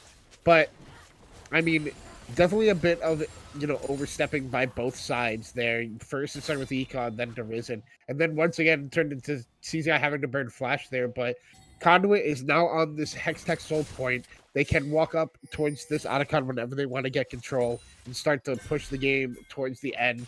Once that Baron also spawns in a minute, they could always elect to go for the Otacon into Baron play, or vice versa, and then look for an end once both of those are taken in their favor. It just really becomes on if Elysium can catch them with their pants down and get a good pick onto them, or catch them when they're taking a lot of damage from this Otacon. Well, Yipsy's going to go right on to Yikao, who does not have Flash and gets tagged with the Enchanted Crystal Arrow as well. And yeah, this is a dead Urgot once again. This pick, and I mean, Yikao's definitely had an off game, but this definitely just has not paid dividends for them. This should be Otacon going over 4 versus 5, while Conduit already have priority here, and, you know, your Cho'Gath is on the opposite side of the map, is going to actually TP over, so they want to contest this. Yipsy's going to get hooked, and Guster Posey's going to follow up. The Leona might be falling low. That's a big Super Mega Death Rocket. Dilly gets excited. Panay is the solo frontline for the team, but on the flank is CZI. Good flash reposition from Dilly, but Panay will catch them with the Impale anyways. The shutdown onto Glada. Sofa is actually doing an excellent job in the backline, but can't do a good enough job as the rest of his team will fall. He's the only one left. The Otacon is still aggroed, and it will be CZI to try and finish off the Cho'Gath while the rest of the team gets rid of the Otacon as well. But we're getting a TP. This is an extended play. Does Panay have Smite? They do. They should be able to get this before it goes down. Here comes Yikao out of the Death Realm with a fiery vengeance, lands the Fear Beyond Death, and brings the Skarner in, but it's just a withdraw, and Yikao might actually die himself. able to get the flash over the wall and escape, but still Conduit walking away after that play, very happy. The biggest thing that happens there is because it's a withdraw and not a death, the fear from the fear beyond death does not come out. It's just the beyond death half. And that means the rest of Conduit able to get out and forces Ecall to have to burn flash there. So just really smart awareness by Conduit. Maybe that fight was a little bit sloppy, it seemed like, but they ended up getting what they wanted in the end. They got the Otacon. Only Penne ended up losing it, and now they're going to walk up, get ready to take this Baron, get the waves in their favor, and then look to potentially end this game if they don't overstep the way they did in this last fight. Really interesting Cho'Gath build, man. You got the Symbiotic Souls with the Kaenic Rooker and the Dead Man's Play and the Shirelias. Like, I don't know. It's a whole lot of cookage going on, and it's not really working out this time around, but, you know, it is a pretty scary dinosaur right there. That's a pretty big guy. We're on to the Baron, and Yipsy's been hooked, but really no one can get inside this pit. That's a clean take, and now they can just look for the fight because they have the withdraws. Here comes the arrow. It's going to connect onto one, but no one's able to follow that one up. The real target is going to be Arrow. The Thresh is gone, puts up the box, but that will not save you. You will just put yourself in your own tomb. Now 5 versus 4. What can Conduit do? They're going to look to just try and open up the map and get as much of the standing gold as they can. Yeah, I mean, we saw the play they're looking for. They were looking to get a CZI into the back line and hit a multi-man Nard, but it was a good play by Arrow. Ended up costing him his life in the end. But we got them pushing forward here on the side of Conduit. They do have the withdrawals for a little bit longer. The only one who doesn't is Pine, but CZI split pushing up in this top lane. Oh no, Dilly! He just pulls Dilly out of the team, walking way too far forward. Excellent find from Pine. Glad is super low, but does have the withdraw. And all the meanwhile, CZI just pushing on the top side. Now they're looking for the fight. Excellent flank with the Gnar. This could be the end of the game right here. 1K shutdown did go over to Guster Posey. They are able to take down Penne finally. The only one left is Sofa, who should be able to walk back towards the fountain. But the question is, can they defend the rest of the base? No one is spawning in time to help out the Cho'Gath. There's a lot of low HP bars on Conduit's side, and Glada just died to the turret dry like that, which means the game might not end. It's going to be up to CZI to do the DPS because Darrison doesn't really have it. Sofa just kind of sitting here 1 versus 9, going to try and run to the fountain to get the heals up, but now Dilly is out of the chamber. Can he transform in time? He cannot. He's feared. The shutdown goes to the Jinx. They hold on to their Nexus turrets. A comedy of errors here for Conduit, but still, they're in a great spot. So a little bit of an overextension there, we could say, for the side of Conduit. But hopefully they're up in time for this dragon. The only people alive right now are Glada and Pine, and this would be the Hex Soul for them. They're going to have to try to be a feast from a Cho'Gath along with the Smite from the Zyra. It could be a little bit difficult. But, I mean, I like them looking for the end. Maybe if they were a little bit more aggressive when they had the Otacon resets to begin with, they could have looked for it, but since it was coming close to the expiration, they just weren't able to. And Pina is going to look to try to get over the wall to steal this one. The timing is difficult because of the Cho'Gath. Oh, we got a little bit of a stutter there, but the Zyra ends up getting it. Guster Posey secures it for the squad, and Penne will be dragged into the meat grinder of the Urgot.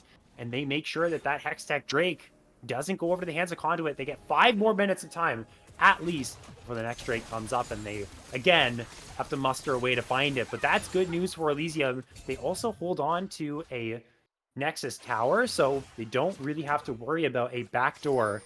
It is still a little bit of time left on the Baron, but that's wearing off here in the next 13 seconds. I think if you're Conduit here, you regroup, you get someone in the top lane, you get the rest of the team in the bot side. So I'm looking at CZI to side lane there, and you just rinse and repeat. Look to knock down the towers, look for a big fight, look to end this game. You are still, you know, roughly 6,000-7,000 gold in the lead. So those extra kills that went over to Elysium shouldn't matter too much if they play their cards right.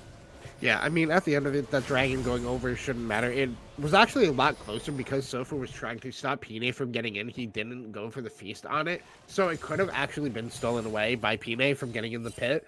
But overall, one dragon's not going to matter. A couple kills in favor of Elysium for those plays isn't going to matter. You should just be able to set up as a team and look for the end. CGI going to break this.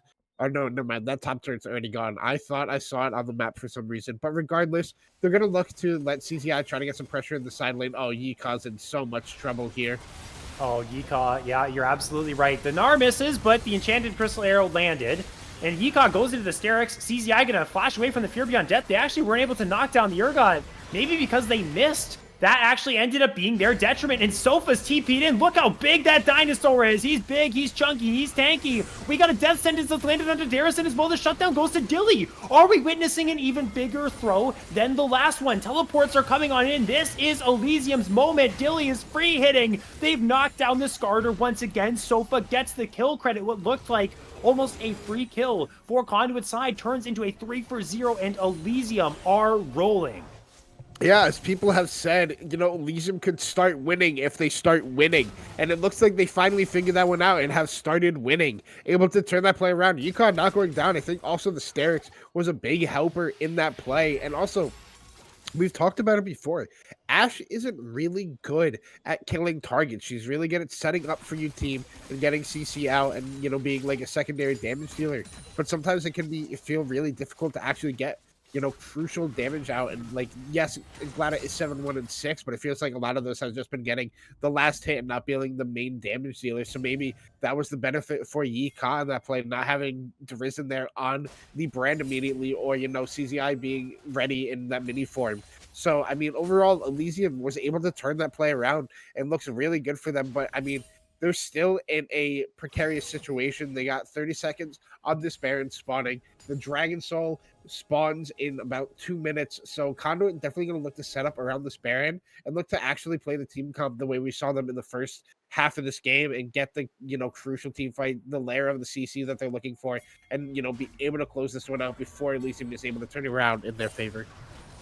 Well, Billy's really ramping up on this Jinx. As I say that, Yika, once again, he's caught out. I mean, this has just been happening way too often here. There's no trade just yet. Maybe if the Drake was alive, that would be worth it. But Conduit, they get themselves a freebie. This Baron is spawning up. They got a 5 versus 4, but Sofa wants to try and find Glada, misses out on the Rupture. Death Sentence connects onto the Skarner. Sofa playing the front line, but has to be careful he doesn't step too far forward. The rest of Elysium will step on away. And this might just be the Baron start for Conduit, but it is only the top laner that's gone, so still a very risky play to go for. They just don't care. They're going to start it up. They're going to take their chances. Hook is going to connect onto Gipsy. He's taking a lot of damage from the Zyra, and that's the Leona gone. The feast is good, and it is Elysium that make it a 1-for-1, working their magic once again. But Chong, it's CZI in the top side that's split pushing, and they're trying to continue this play. Glada is going to get away from the Rupture. They're trying to force this because they know the Gnar is taking their towers elsewhere. Darizen is also on the split push as well. It's a split push. Brand is missing from this fight. Here comes the flank from Guster Posey. Finds the root, but there's so much damage being dealt. Finally, Dilly's able to knock him down. What is happening on the map right now? There's a split pushing Brand, a split pushing Gnar, and they're having a hard time holding on to their base. I really like this play coming out of here by Conduit, because now Pina just has to cancel the base recalls, and this could be the end of the game. CZI gonna look to keep distracting recall with the Risen. Penny! He's got 3 people, but, I mean, Dilly's gonna knock him down really quickly. There's an Impale onto 2, but this Skarner is gone. It doesn't look like they're successful in ending right now. We're getting hits onto the inhibitor. We knocked down 1, but the rest of the Nexus towers are alive. That is a respawn Nexus tower. It doesn't have a health bar. But Elysium, I mean, they're holding on, and they're getting to the point where they're starting to outscale on top of it. Yeah, this is starting to look a little bit rough for Conduit. They had the right idea, they had the right sauce, but they had the wrong recipe for it, and it's starting to bite them in the butt here. Elysium is starting to come back. Like you said, they are starting to outscale. This Jinx is starting to become a threat, along with this Shogath and this Zyra. Really curious now. So the dragon has spawned. You have 14 seconds here on Pine, but that's a feast and a smite from the Zyra and the Trogath. So you just have to give this one up and look to play for the Baron when it spawns, because there's no way. Okay, there's no way. I was saying there's no way that the arrows steal this, right? That would have been crazy. Yeah, no, that would have been insane. I can't believe we're in this situation again. This was game number 1 of our previous series, where it was one team that was super far ahead. They looked like they were going to take it. And then things just got flipped on its head. They couldn't quite close it out. And, you know, that big mistake there, honestly, we could have seen a butterfly effect this game here, Chong. Glada, who got killed by that tower by stepping too close to it and going into the withdraw and wasn't able to DPS the Nexus towers, that might have saved the game for Elysium and is the only reason we're here at the 34-minute mark. We might have had this game over and done with 10 minutes ago. So it's a really interesting to think about. Is Guster Posey? Oh my goodness, that was close. But they have hooked in the Skarner. But the question is, did you really want to do that? Because the Skarner wants to go in. Good play from Arrow. constantly able to disrupt these engages. It's another death sentence just trying to be annoying. Both teams are going to back on away. Yeah, I mean, the big thing is Yikaw and CCI both have TP, but are on opposite sides of the map. If you are Conduit, you kind of want to get a pick before Yikaw can TP in, and then it's still having it be a 4v5. But it more so about the waves right now. We see Gladys in mid wave trying to get this pushing back in their favor against Stilly. Baron was aggroed by Gusaposi, just keep vision on it. But that Enchanted Crystal Arrow cooldown is so low. It's already almost 3/4 of the way up. It's almost ready to be fired again, and look for a pick like that. Hawkshot's coming out to get vision control in the side, Baron side of the map. And I believe Conduit has started up this Baron. Elysium going to look to walk in. Yikaw is going to have to TP in. This is at 6k. This is going to have to be a TP angle and look for a steal. Watch Sofa and Cox here. Around. Oh, he's going to flash in. Oh my goodness. It's going to go over to Conduit though, but the fight is going to break out. Guster Posey's down. Dilly is in the back line. CZI is about to transform. But in the meanwhile, it is everyone from Elysium trying to get onto Darazin, but they just can't. Glada is sitting here around the backside. The Cho'Gath is able to escape. Now Yikaw is in a very awkward position, is definitely going to go down. Glada is free hitting from the backside. It's a 2-for-0 in favor of Conduit. They get the Baron as well. Arrow's going to continue to play onto CZI, who flashes back away, but Glada wants to continue the chase, gets the frost shots onto Arrow, and gets the volley onto Dilly as well, who's now slowed up, trying to get the last little bit of damage, but can't get a reset. Now Darazin will find the last bit of damage to finish off the kill, and this might just be the end of the game now for Conduit. All right, let's just hope they don't take turret aggro again. They're going to have to play this one out smart because Sofa is actually huge on this. Oh, he gets one kill. Gosh, he gets one. They're on to the Nexus. It's over. You know, Sofa can't do enough. There we go. CZI, got two. It was dangerous. It was dangerous, but finally Conduit pull it off. And, well, I would say an emphatic victory. It got messy around the end, but nonetheless, they're going to be happy with that 1-0 lead for the moment.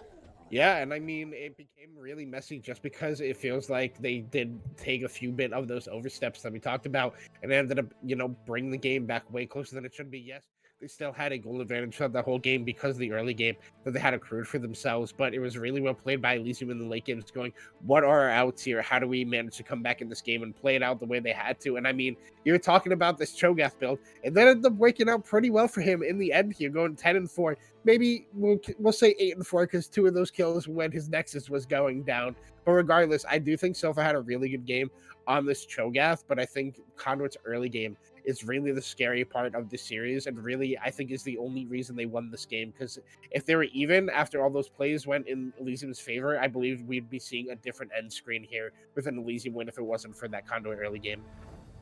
Absolutely. One of the big, struggles of the Elysium game was Yikaw constantly getting caught out in the side lane, got solo killed a couple times, just wasn't able to get the value that they wanted from this Urgot, got shut down immediately as the game started. And that's part of the whole Conduit early game conversation, is they were able to shut down that Urgot so well. Dilly got strong towards the end, but that last team fight, it wasn't enough. They didn't have the peel for the Jinx. They got the first kill and then they rolled with it, did Conduit. So it got a little scary for them. They were able to pull it off, and we do have our game 1 winner in Conduit Esports. We're going to go to a break. We're going to come back with game 2 between these two, see if Elysium can knot it up or if Conduit going to walk away with the 2-0. They'd be pretty happy after week 4 if that happened. We'll find out after this break.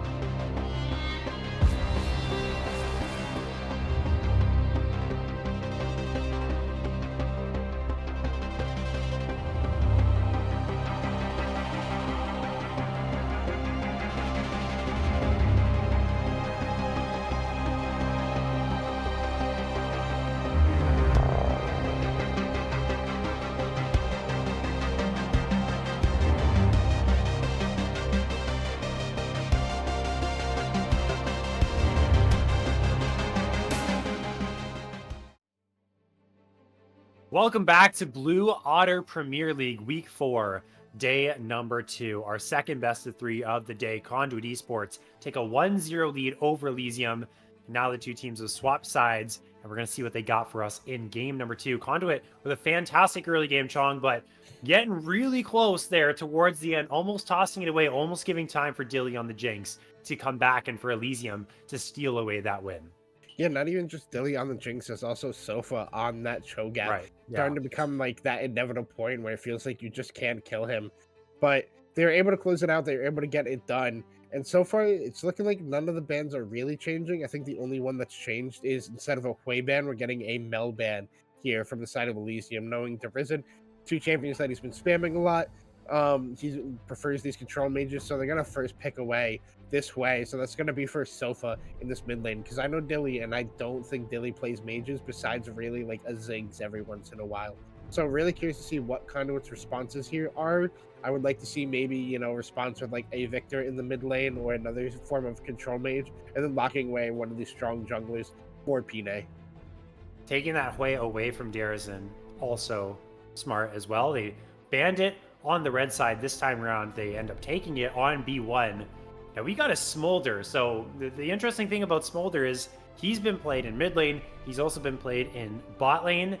Now, I don't think it would necessarily be the most oppressive pick in the world for a Smolder mid to go up against. However, definitely not the easiest. The range of Hui is definitely very oppressive. There's a lot of combinations that make life hard for a champion like Smolder who wants to scale. So now with the Syndra lock-in, okay, we kind of get more of an answer here. It's probably going to be the Darazin Syndra and the Glada Smolder, which is very interesting that they're ready to just do this blind. It looks like they're going to go for some type of scaling composition. They're going to play the game slow, then try and roll around to that late game where they can find themselves some success. So they need to build more of a defensive style composition. They need some frontline. They need some peel. And then for the other side, Elysium, they probably want something that can actually get over onto these carries. What we're fighting range with range right now, Chong. This is going to be a kind of, this is going to be a full range battle so far. Both of these teams need some heavy engage. Yeah, I mean, Conduit is looking to scale to infinity and beyond with the Syndra and the Smolder, looking to not have the same mistakes that they did in the late game, having ensured ways to win the game. But I mean, like you said, we need really good engage from both sides here, and it's taken a while for Elysium to decide what that's going to look like, and it looks like they're going to take the Zac away. I was going to say I would have really liked to see Pine on this pick. I know this is another one of his champions that he's very well performs on, but Elysium going to take that one for Guster Posey, so not really surprised. It gives them the frontline option, gives them insane engage because of Zac's elastic slingshot. He can engage from so many different angles from around the map. So I really like to see that one picked up, especially into Syndra, who has no mobility, but just has the Scatter of the Weak, which can interrupt that. And then Smolder also, he does have some mobility, but if you're able to burn it early, it's really good. But Pine looking like he's going to lock in this Lilia. This is a really good pick. I've seen him play this multiple times. I do like it. I know it's a bit aggressive, so we're going to have to see Obi on an engaged tank, maybe the Ornn, maybe the likes of a Malphite, something like that, and a really good engage option here out of Yipsy, maybe like the likes of a Rel or a Nautilus to give your team those engage options that you need. I mean, Elysium is still looking for another engage option in themselves, so I would expect to see less support bans and more top bans, as you do want to pick up an engage support for yourselves. But it's definitely an interesting prospect that both of these teams are in, because I think with the changes that Conduit made with putting Pine in over, you know, the junglers that they had in the later weeks, I think this is a player that you can carry towards. So instead of it, like you said, having Obi always being on like one of these AD bruises like the likes of a Jax or Nora, I think you can put him on one of these tanks and feel confident that somebody else is going to be able to step up when the time calls. So really liking the draft that Conduit has been building so far. And I also do like this Elysium draft. They do have insane range with a lot of good poke between the Ezreal and the Hui, but it also has that, you know, the question mark of the engage options, which makes me curious about the Poppy ban that Conduit chose to go, because I thought they would want to pick that into the Zac, but apparently they have something else in mind, and we're going to have to see what that is here on their fourth pick, getting ready to see who's going to be counter pick for their team. A lot of CZIs, big, or sorry, no, that's the other side. Yeah, a lot of CZIs weak side champions that they do like to play, Cassante and Ornn. Everything else has been more of a carry style pick, have been banned away. So Elysium knows that Conduit needs some type of engage with this composition. There goes the Nautilus. They're going to save that R5 counter pick for CZI. And part of the reason why Conduit decided to go for the Braum ban was because they didn't want that disengage there. Ezreal Braum, a pretty solid combination to go for. Honestly, I might just slam the Karma here if I'm Elysium because, you can get the Ezreal Karma. It's a really solid lane, super oppressive. Smolder will have a really hard time dealing with that. And you get more of the poke in your inventory or in your composition that you actually like. They're going to opt in for the Maokai potentially here, which also works in terms of disengage. You can keep that Malphite at bay. You can use the Nature's Grasp as long range engage into the very high range carries of Conduit side. And they're just slamming a blind Garen here. Chong, what do you think about that? I mean, it's Demacia, it's Garen. I think this is a good pick. Knowing Yika, this is a champion that he does like to play. Plays it effectively well. I do like the Maokai pick that Elysium has picked up, but what I'm really curious about what CZI is going to go for. Okay, I was going to mention the likes of a Silas, but when I saw the Garen picked, I was not very much fond of it. But I do like the Camille that he is picking up here. It gives lockdown onto Ezreal, who can be very slippery in these later game team fights thanks to his E being able to get away with the Camille ultimate just coming down on top of him. Not really going to have that option. But I think overall, just looking at these comps, it's going to be really hard. It can be very hard for Conduit to get the engage they want because just similar to what Elysium had last game, they're much more pick-oriented with the CC options that they do have. I'm not a big fan of the Conduit composition. I'm going to be completely honest. I don't think it's very reliable. It's going to be hard for Lilia to walk up to a Maokai and a Zac without just flashing on them for a lilting lullaby. And then now, let alone an Ezreal and a Hui who have so much range, who have fears, who have their own self-peel. This looks really difficult. Nautilus is the solo engage. Unless we get a masterclass Syndra performance like we got from Efron in the last series that we got, I think we're probably going game 3 with this. I'm going to be completely honest. I really don't like the Conduit composition as a whole, although if they are able to get their individual members ahead, then they can actually push leads and maybe pull out with a win. I think the Camille matchup into Garrett is actually quite good. Obviously, this is the reason why CZI picked it. I think the main reason is you can get your precision protocol off before Garen's Q goes off, and then if you have your physical damage shield, then you can negate a lot of that damage and end up winning the trade, and you kind of outscale anyways. But Garen is a really tough champion to shut down, so it's going to be really, really tough here. You're kind of playing for scaling if you're Conduit, but then again, you also have champions like Lilia who kind of want to get off to the races and start going here. Do you see a world where Conduit ends up pulling off this win and actually gets out into the late game here, Chong? Yeah, I'm going to have to believe in my boys over in the Conduit camp. I think they do have the ability to do it. I know this is a harder to execute team comp in comparison to what Elysium has. It's a lot easier for them with the go buttons that they do have. And this Garen can be a massive side lane threat if he is able to get ahead early in this Camille matchup. But I think Conduit can do it with the players that they have on this team. They're all very skilled players and always do have the, hands and the ability to be able to make the plays that they're looking for. I do agree with you. Elysium has the much easier to go with draft. I think Dilly on Ezreal is a very good option. I also think, Arrow and Gus are going to be able to make effect with these two tanky engage options that they do have. And then you have Sofa on one of these control mages able to play 50 miles back and lay out the DPS. I do think Elysium's comp is super comfort for them, but I also think in a weird way, Conduit's is comfort for them too. But it really just comes down to who has the better hands at the end of the day between these two comps, because that's going to be the deciding factor in this game and who's going to be able to either take the series or push us to a game number 3. Backs against the wall for Elysium. They need a win here. Otherwise, they will lose this series. We're going to cut to a break in the spectator delay, and when we return, we will give you game number 2 between Elysium and Conduit Esports.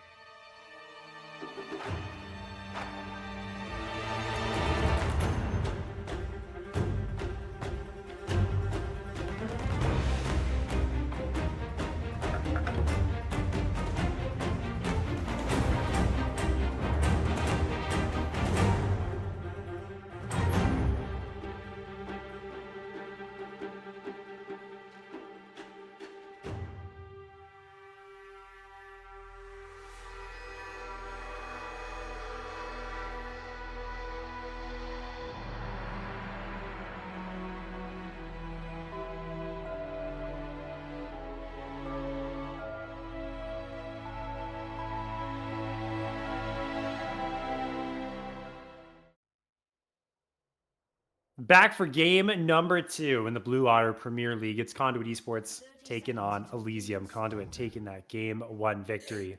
Before we start with this game, we'll talk about our sponsor, ProComps, game changer app for the league community that you can use just on your own or with your team as well. And it helps you draft. It's your own personal draft coach. And it ProComps will receive real-time drafting advice with tailored champion picks and band recommendations, the ability to generate champion pools in seconds. You can share your picks with your friends, post a draft guide to attack the game. You can generate comps based on your preferences and your coach's analysis, and you can create personalized tier lists. You can think of it as having your personal drafting coach. The app has over 280,000 downloads, thousands of daily users like you, and it's user-friendly, totally free. Download ProComps now, and you'll experience a whole new level of drafting power in your league games. Go to procomps.gg, download it from Overwolf, or click the link in the bio. That is ProComps. It'll help you draft a whole lot better here.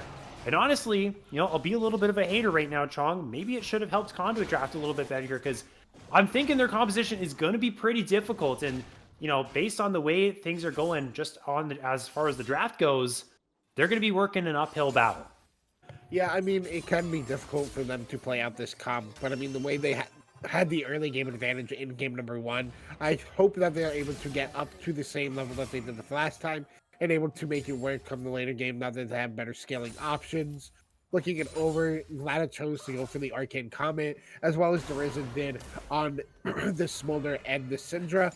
Yeehaw going with the classic Phase Rush Ignite Garen and the solo queue demise that everybody has seen in their solo queue games. So not really anything super unexpected coming out, looking at some of the spells and, runes and masteries.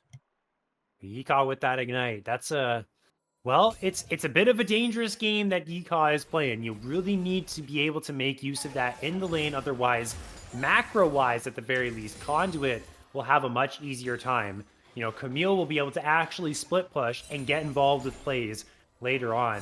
And it's tough to play, to be there with your team later on to objectives if Camille's pushing the other side of the map and you don't have TP. So definitely pay attention to Yeehaw, and if they're able to make use out of this Ignite. Again, they had a really rough game last time, so they're definitely hoping to get back on their feet here in this one. Maybe can't claim a couple solo kills and, get themselves back for a potential Game 3 berth. That's what they're looking for here. Yeah, and we'll see if they're able to do that. Just looking at the map right now, Pine is slightly faster than Zach on the clear of camps. Nothing unexpected there. But they're... Oh, first blood goes to Elysium. The Smolder is down. I don't know how he got over there, but that is about as good of a start as you can get. 3.5 minutes against the Smolder. Yeah, I'm not really sure how that one ended up happening. I'm hoping me cheating over and checking some stuff, I'm able to see that. But regardless, this early game, now you got to be really happy on the side of Elysium picking up that first early kill onto Glada on the Smolder. And the big thing is he burned the barrier to try to live, and he didn't go with the TP choice. But now CZI and Yeehaw fighting up here in this top lane, and it's slightly in favor of CZI thanks to that passive, getting that AD damage shield, not taking a super heavy amount of damage from this Garen just yet.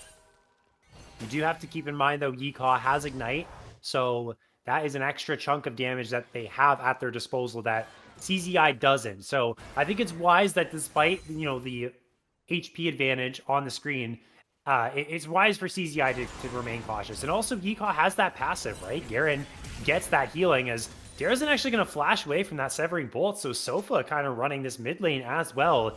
Things are looking really good so far for Elysium, all things considered. The Garen is winning trades. Sofa just got a flash off of Darazin, and you have one kill over to Arrow there. They got the kill onto Glada. So if they keep this up, I mean, they're looking much better to the start of their game than last time around. Yeah, and I think that is a smart flash out of Darazin. He is a play player, so probably knew, hey, if this hits me, I'm dead here. So choose a flash away. A nice CP out of CZI. He gets the HP advantage and mana, so able to just get a nice trade onto Yeehaw. Gonna force him to back off, and since Yeehaw doesn't take TP, CZI is probably gonna look to fast push this wave and potentially crash under the turret and get it bouncing back in his favor. Or he could do the opposite. I'm gonna choose the Freezer here and make it really impossible for Yeehaw to play the rest of this lane. But looking at items, we see the Bombi Cinder on Deguster Posey, and we see, I forget the name of that EP item that Lilia Penne has sitting in the inventory right now, but it's Baby Painted Land. Ashes. Faded Ashes, that's what it is. But yeah, Baby Leandries and Baby Sunfire Cape, as the former names used to be known. Um, but some early game spikes there. Overall, I mean, yeah, the one kill did go in favor of Elysium, but now we see the respect coming out of the Conduit bottom lane, just playing it safe. Everybody else on the map for Conduit playing safe right now. Guster trying to get that gank in the mid lane. Seems like it did not go off. I'm curious how Derision managed to get out of that one, but regardless, yeah, you did lose the first blood, but I think Conduit is pretty happy with how this game is playing right now. Oh, we're got a Hextech ultimatum. This is level 6 advantage for Camille. Now, Guster Posey is here as well, but is a level down onto the Lilia. There's a hookshot that's going to connect, but still winning out in this very slightly. They're actually focusing the Zac, but that's not the person you want to focus because he's got Cell Division. Can Pinay actually finish this one off? They can, and into the Cell Division goes the Zac, so it might actually be a worthwhile trade here. Very low on mana, though. They're trying to auto-attack. They don't have enough mana for Q. I think the Zac is going to be able to get away from this one. We see both mid laners running up to join this play as well. This is going to be even more extended than I thought initially. Here comes Sofa. That will be the Scatter the Weak to connect, and Sofa is overextended but has Flash, and it won't be in any type of danger here. Derizen also out of mana. And no mana on Pinay for the Lilting Lullaby either. But 2 kills to Conduit. They even up the score. Yeah, really close to pick up that kill in the subdivision before he's able to reform. Maybe if he hit the full Q onto all 4 blobs, he's able to pick it up there with the smite charge. But regardless, the play still works out in the end. And bigger than that is the kill went on to Derision. So going to be stacking that passive even faster than before. So Conduit, after what looked like could have been a rough early game, able to get back on top of it and able to make the play go in their favor. And Pinay is going to be up a lot of... Glad it has to be careful. Oh no, he is going to use the barrier. The Ignite goes down. Is it going to be enough damage from Arrow? It doesn't look like that's the case. And now Pinay is here. The Swirl Seed is going to go wide. Does have the Lilting Lullaby. Is going to potentially use it. Kind of waiting until Dilly jumps on away, but flashing forward. Now uses the Lilting Lullaby for good measure. Pinay will grab that kill and the Feat of Warfare for Conduit Esports. Right place, right time. On the other side, Void Grub's traded, but this Lilia is online. That's exactly what Conduit want. That is, in fact, like you said, exactly what Conduit wants. Pinay really making that play work. He almost also got that pickup kill onto Arrow in the end there, but just misses the Q onto him. But the Grubs does go over in favor of Elysium. Can be a real effect in this game because they have the Garen, who's going to be wanting to split push more often than not. So it could be very beneficial for Elysium to try to pick up at least one more of those. But Conduit got the Feats of Warfare and are starting to get into this game in a good position, especially because that main carry, who I believe is going to be Pinay in this game, on this Lilia, 2-0-1 involved in all the kills and is going to be super accelerated in this one, almost at that lineage at this point in the game. The Dragon is going to be spawning onto the map soon, and it looks like that is going to be the focus potentially here for both teams, so looking to get ready for another fight coming out. It's the 5 versus 5 or 4 versus 4 team fights from Elysium is where they really shine. They got lots of engage. They have good frontline that can tank for their backline carries. On the other side, Conduit, they want to look for those skirmishes. So what Pinay has been able to find here in this game, they want to be able to replicate that more and more. It's going to get dangerous once Guster Posey and company try and start to contest these objectives, as Derizen could be in some trouble. The Zac is waiting in the wings in the fog of war. Derizen, the flash is just barely coming off a cooldown. Now going to jump in with the Elastic Slingshot. Pretty good Scatter of the Week to bring Guster Posey into tower. Flash away. Spiraling Despair will still connect. The Severing Bolt on top of it. This Way Champion does a whole lot of damage, but not enough to bring down the Syndra. Maybe if he had a completed item or was just one level higher, he would have had the base stats to be able to pick that one up. But it's going to force Derizen to recall TT back. Is in trouble now, and Pinay has found him, and guess what? You can't get away from the Hextech ultimatum. Pinay getting involved across the map once again, gets their 3rd kill, killing spree to this Lilia. The response will be the Drake, but, I mean, he's once again putting on a clinic in this early game. Yeah, I mean, Pinay, once again, right place, right time. Yeah, he loses another neutral objective for this, but I think that's an okay thing. if you're on the side of Conduit, because you are playing the much more scaling-oriented comp. Here comes the Nature's Grass. Glada is going to actually have that tanked up by their support. Yipsy doing God's work for the 80 carry. Might just be able to waltz this one out as well. Are you serious? Mom going to come over the top as well. And that's going to give the Smolder a couple extra stacks. CZI's teleported in. We're going to see a follow teleport from Sofa. But Dilly is overextended. Dilly has no one there to save him. Conduit is just outplaying all over the map. They get the teleport flank. They get the kills. Everyone survives. Glada is 1 HP. And just things cannot go the way of Elysium right now. Yeah, and looks like Conduit is starting to turn people into a believer, doubting that this comp was going to work out, but they're making it work in their favor. Really well played by both Glada and Yipsy in that bottom lane play, being able to survive and then turn it back around, as we're going to get a pause here. So hopefully we're able to get that sorted out quickly. But I mean, once again, Conduit is off to a super strong and fast early game. Yes, they don't have the neutral objectives like they did in that first game, but they got the kills and they're getting good damage onto turrets. And the crucial thing is, all of these kills are mostly on Pine on this Lilia. That's the best start you could have for Conduit. And honestly, Pine has done such a good job. Despite, actually, I was going to say despite lack of gank setup, but I mean, what better gank setup do you need other than Hextech Ultimatum and a Nautilus? So the gank setup has definitely been there. The skirmishing has been there. Able to create opportunities has Conduit's jungler been able to do. And, you know, good setup as well from, you know, this Camille to make sure that Garen is overpushed. Garen is vulnerable in these situations and that Pine can go and make those plays happen. I am getting word that our pause is due to high ping. So we shouldn't be in pause for too long. I think that could be, I mean, worst case scenario, we get a router switch, but we should have ourselves back in game very soon. But yeah, Conduit, they're doing a fantastic job. Elysium, they got to make sure, I guess, that they are aware of who else has the teleports available, that when they're making a play, it's even strength, and they kind of have to get that first engage off and make it worthwhile. That Nature's Grasp did not get what they wanted. Yipsy did such a good job on the Nautilus tanking for Glada. Yeah, I mean, that was like the thing I was trying to point out before we got that pause, is the way that Yipsy and Glada played that out was able to turn it into their favor, along with CZI teleporting bottom lane and canceling the elastic sing shot out of Guster Posey, who was trying to escape on the back end there. And they also, the big thing is, they got a TP out of Sofa on this way, while Dorado got to walk bottom lane after already having to use his TP mid after the gank we saw earlier by Guster. So overall, Conduit is getting the plays that they want to and setting the pace on the map exactly how they want to be playing with this comp. And like we said, it is hard to play this comp out correctly and hard to execute, but they're doing a good job at it so far. You know, we had questions, like, especially after that first blood went onto Glada on the Smolder, we were like, oh man, it's starting to look bad early, but really able to right the ship quickly and turn it around thanks to that nice gank in top lane by Pine, followed up by Dorado on the roam up there, and then the rest of the plays to follow it up subsequently. So I do like how Conduit has been playing this early game once again, as it looks like we're getting our unpause coming in here, and probably the classic Riot pause bug coming in to follow that up as we look at the map state right now. It's incredible the lead that Pine has over Guster Posey has been completely outpaced. Not only is it the kill lead, it's also the farm lead as well.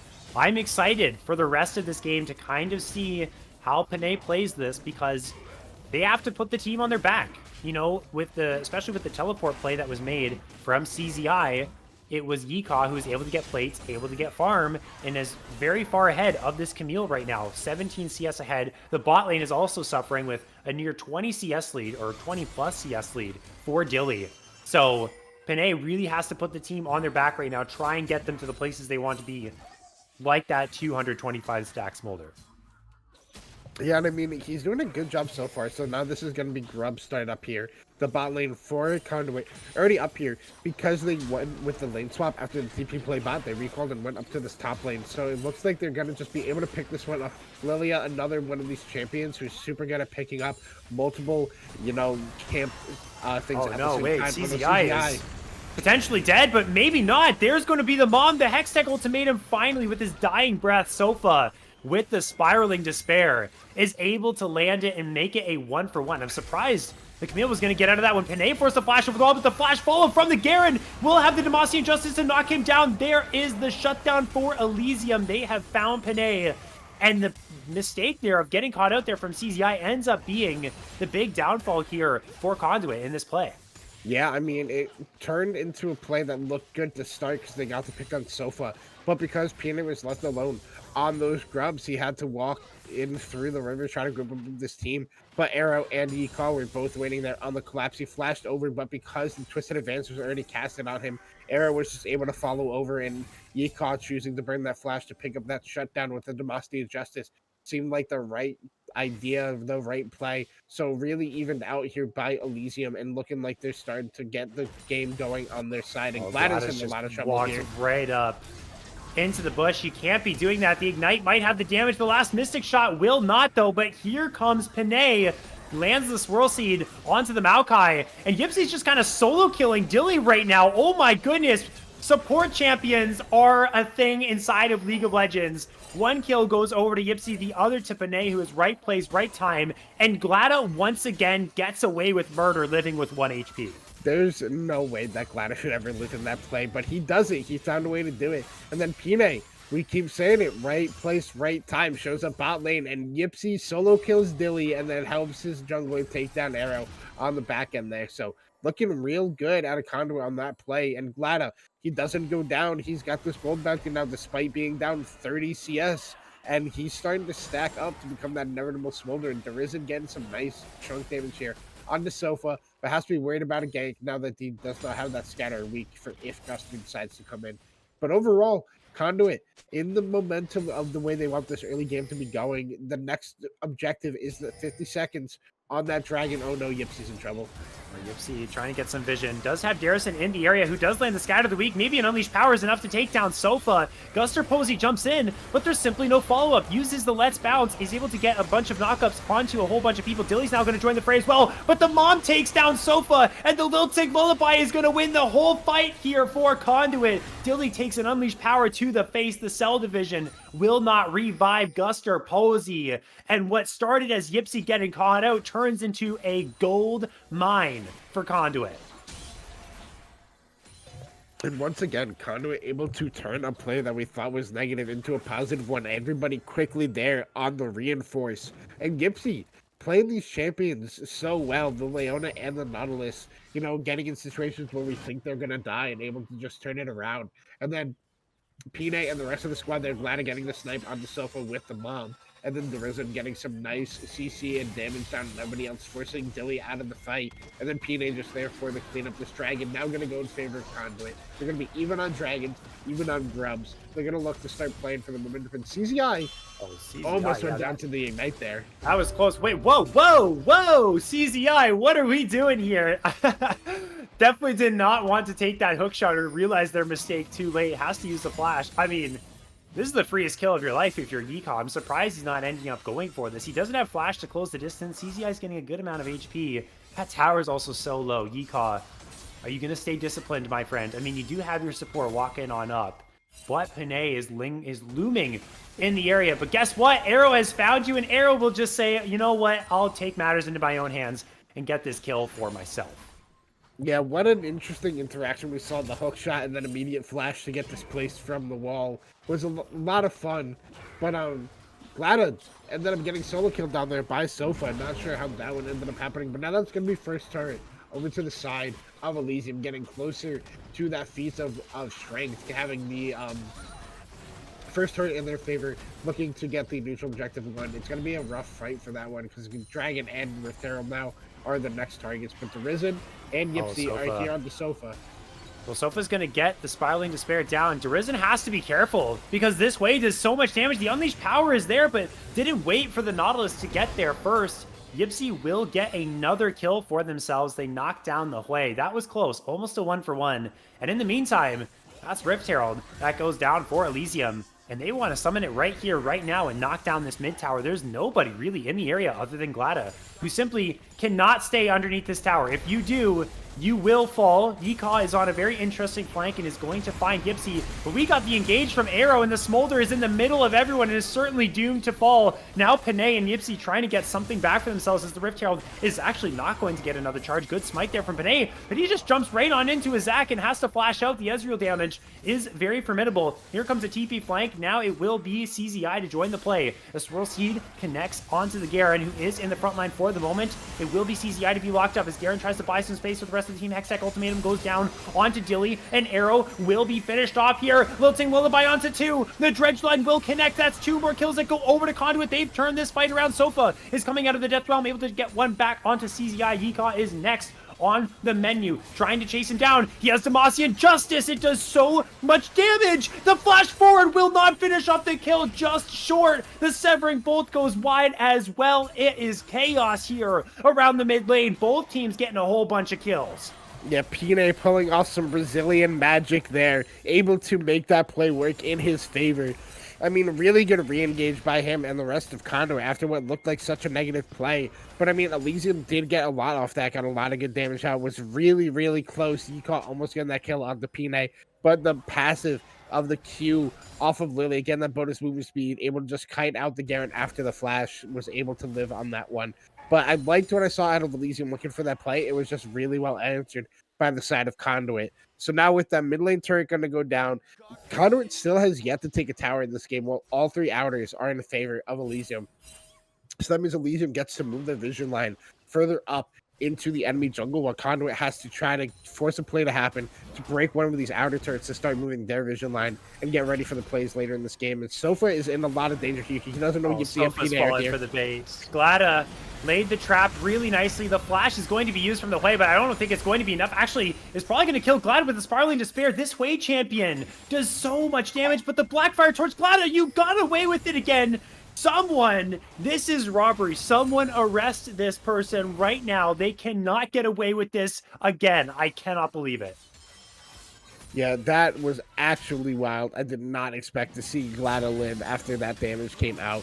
But now CZI is looking to scrap up here with Yeehaw again. And this is starting to look like turning into a Camille-favored matchup. I'm not really sure how this one goes on paper, but I assume if you're R5ing the Camille into the Garen, this has to be a favorable matchup for her.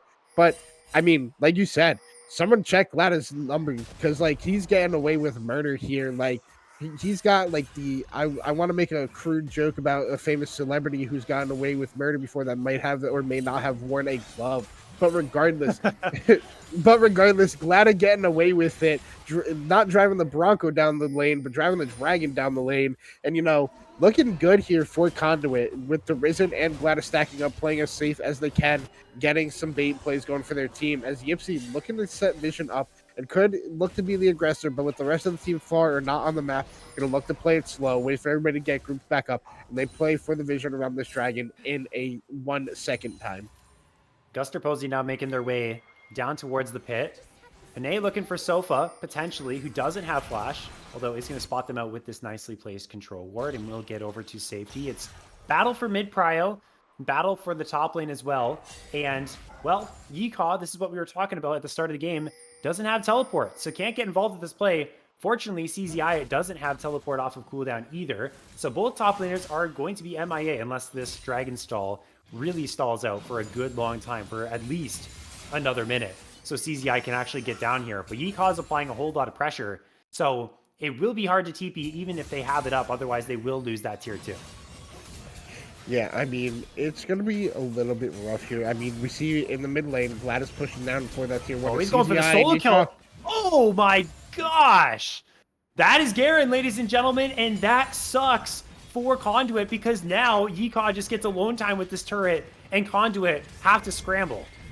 Yeah, and it looks like they're going to have the Risen try to TP up here for this one, but he could be in danger himself once he gets in. Yeehaw going to still get this turret. The mid lane turret goes down in favor of Glada, but now this Dragon is just going to go in favor of Elysium, and they're going to look to try to potentially get an engage on here. They know exactly where Pina is. We see him pinged out here on the minimap as he's stealing away these camps, and it looks like Atacon is going to be the next objective being set up around, because we see Sofa TPM for this top lane. They're looking to catch themselves a deer in the jungle right now. Well, they're not going to get it. Panay is Out of there. That deer is pretty fast. It's like Usain Bolt if Usain Bolt was a deer. And they're not going to be able to knock him down. Yeehaw, though, has had himself a game and was very upset, I guess. He's angry after what happened last game. He's not letting that happen twice in a row and has had a really nice performance. This Camille pick, this was the R5 choice for Conduit. It has not paid off in the way they had hoped. And I'm going to be quite frank as well. I feel like this Smolder pick as well hasn't done a whole lot for them. Like, Glad has been able to absorb some pressure, but that's really just because Panay has been there to bail him out multiple times. So eventually, once those stacks come through, it will be a pretty good here. And you know what? Gladys should actually be getting pretty close to that 225 here, probably hovering around the 180, 225 mark. So you know, maybe later on, Infinity Edge completed as well. Then we can see the true power of the Smolder. And it is going to be the Camille that needs some time as well. So Panay still has to be that big carry for the squad, waiting for the late game scaling to come. Yeah, I mean, the Glada Smolder pick has not been exactly what you were expecting in the early game, but he's picked up 2 turrets here for himself with the solo gold and is just getting some free side lane farm. He's down 40 CS, but in reality, Smolder CS is okay to drop if you're hitting stacks with your abilities. Ideally, obviously, you want the golden to carry, but Smolder really cares about that execute threshold. So if he's getting the stacks that way from hitting the abilities, you can be sitting a little bit happier. But I'm really curious to see how far we are from this break point on Glada, not only item wise, but from that execute range. Because now Elysium is going to start setting up around this Otacon. We see Guster and Arrow linked up trying to set vision. We know exactly where Yeehaw is. He's on the bot side, and you know it's really hard for Conduit to walk up, not knowing exactly where that Garen is, because he can just fully burst somebody if they're too far overextended by themselves. But now, speaking of overextended, Arrow could be in some trouble. Panay has found him as well as Yipsy. This Maokai's pretty tanky, is pretty quick as well. The Ignite is ticking. There comes the Depth Charge, and the Scatter the Weak over the wall will claim the kill for Darrison. That's the classic. Support's trying to get vision, gets caught out by the other team. Sofa has to be careful as well. Again, still Lilting Lullaby. Mom, Unleash Power. All of these big tools available still for Conduit as they kind of try and take control of this mid wave and then maybe get some vision around this Otacon as well. And take control, maybe, even though it's still 2 minutes to go early on of this Drake. And they do want to make sure that they aren't the ones that are engaged on here, that they aren't walking in blind, because if they're walking in blind to a potential Maokai, Quay, and Zach, you know, Mystic shots to boot as well, it's going to be pretty rough for them as Panay is taking a whole bunch of damage, but now has a Lilting Lullaby. This is 2 versus 3, goes golden to avoid the Spiraling Despair, but there simply is no follow-up. And that will just be ult for ult here between the Lily and the Hui. Yeah, and I mean, it's looking pretty good so far. I mean, we saw Arrow go down for the death for the vision, but it didn't turn into anything for Conduit. I mean, a lot of my former teams refer to that as Chong warding, where you go to ward, you overextend, you die solo. Guster Posey tried to get an engage there, but a little too far overextended. A nice Scatter of the Weak added to Risen to get a nice little bit of chunk damage. And they're trying real hard to get this outer turret, as we see CZI and Econ both in the bot lane. We saw the Hextech ultimatum come down from CZI in the exchange. Oh, yeah, it's really close. Oh, my goodness, if CZI dies, wow, everyone on Conduit, they have, like, a hidden Tryndamere buff. Like, what is this? They have a Tryndamere ultimate as their passive or something. It's Glada and CZI, and he does have TP. He's probably going to have to TP back to this tier 2 while the rest of the team tries to fight for the Otacon. Yikon does also have to be careful. He doesn't get solo killed here. He is going to back on away. This has been a very sort of touchy part of the game right now. And it's also a Ruinous Otacon here, Chong. So we actually finally got ourselves a Ruinous Otacon instead of Voracious. There were some changes on this patch to make Ruinous more, I guess, friendly, more able to spawn in competitive games. So interesting to see that actually come through. Yeah, and I mean, it was actually very close, like you said, the CCI going down, and then after that, the Risen almost went down to Sofa, landing all this poke. But now this Otacon is started up by Elysium. Conduit has to take resets because they did get poked out because Elysium started to take those earlier resets. Sofa did take a good chunk of damage, but is staying away from this Otacon, and it looks like this is just going to go over in favor of Elysium. No contesting as a Conduit, as we see them sprinting down bottom lane towards this dragon and looking to pick that one up, as the top lane is going to get pushed in here by Elysium. They could look to just start up this Baron and not contest this dragon, but with the recalls coming out, it looks like they're going to go for a dragon contest, but they're going to just be too little, too late. But this is worth it, in my opinion, for Elysium. You get the whole Ruinous Otacon, you get every single flower, and all Conduit gets is a measly Cloud Drake, like, that is going to be a solid trade for them. So I think they're going to be pretty happy about that one. And, you know, they're going to have a whole lot of that extra HP. Their team fighting is going to be a whole lot better because of that. And Yikaw is dangerous on this Garen and has become a serious problem. 2 levels ahead of CZI. And it's going to get really tough for them to survive in that top side as well. They're looking for Glada. They might just find Yipsy instead. Does have Flash. Is going to use it. Arrow does not have a follow Flash to use. The Nautilus will escape, but the pressure is surmounting here as, well, Panay has found 2 people along with Darrison. They found the flank. It's 1 down. Guster Posey going to go into the cell division as well. Yikaw trying to close the gap, but this deer is way too fast. Yikaw just cannot catch anyone. The Scout of the Week as well is going to stun him up. Sofa is in the middle of the Hextech ultimatum, lands the Spiraling Despair onto Glada. That will take him down. And now they're looking for Arrow on top of this. Panay and Darrison, the 2 dynamic duo of the mid jungle of Conduit, have absolutely danced around Elysium and got their team a couple kills. They were trying to pick off Glada, but he was too slippery, and it turns into such a good play by Conduit. The only person going down is Glada in the end because of the Spiraling Despair out of Sofa picking that one up. But I mean, man, you are so happy as Conduit. You're gonna get you got the dragon. You're not gonna get the Baron. You know, Yikon got nothing done in that fight. CZI had a really good flank on the Sofa, getting him in the Hextech ultimatum. Yikon, never mind. He's gonna solo kill this CZI. Is just a solo kill. There's nothing. This is a huge problem. Chong, there's nothing they can do about this Garen Camille. This Camille is completely useless into the Garen right now. They're going to get the Baron, but they gotta figure out some way. This is like a full glass cannon Garen too, as well. Like, this is Infinity Edge, Phantom Dancer, Spear Shojin. This isn't your standard hybrid Garen. This is full glass cannon. Yeah, he's a full item and a half up on CZI right now, so no, he can never answer him in a side lane. So I think Elysium's game plan has to become Yukon just winning in a split push battle and winning the game through that, because I don't see how they win these straight up 5v5s after how the last few went. Like, Yipsy has still yet to go down, and same with the Risen. The only real kills have come onto CZI or Glada. The other 3 members on Conduit have a combined 1 death between the 3 of them because of how they've been playing out these team fights as Conduit, as a group, playing them out so well. Risen even went for the defensive option, picking up that Banshee's Veil, so it's even harder to target him down in these team fights. I really like what I'm seeing out of Conduit and how they've been playing out this draft.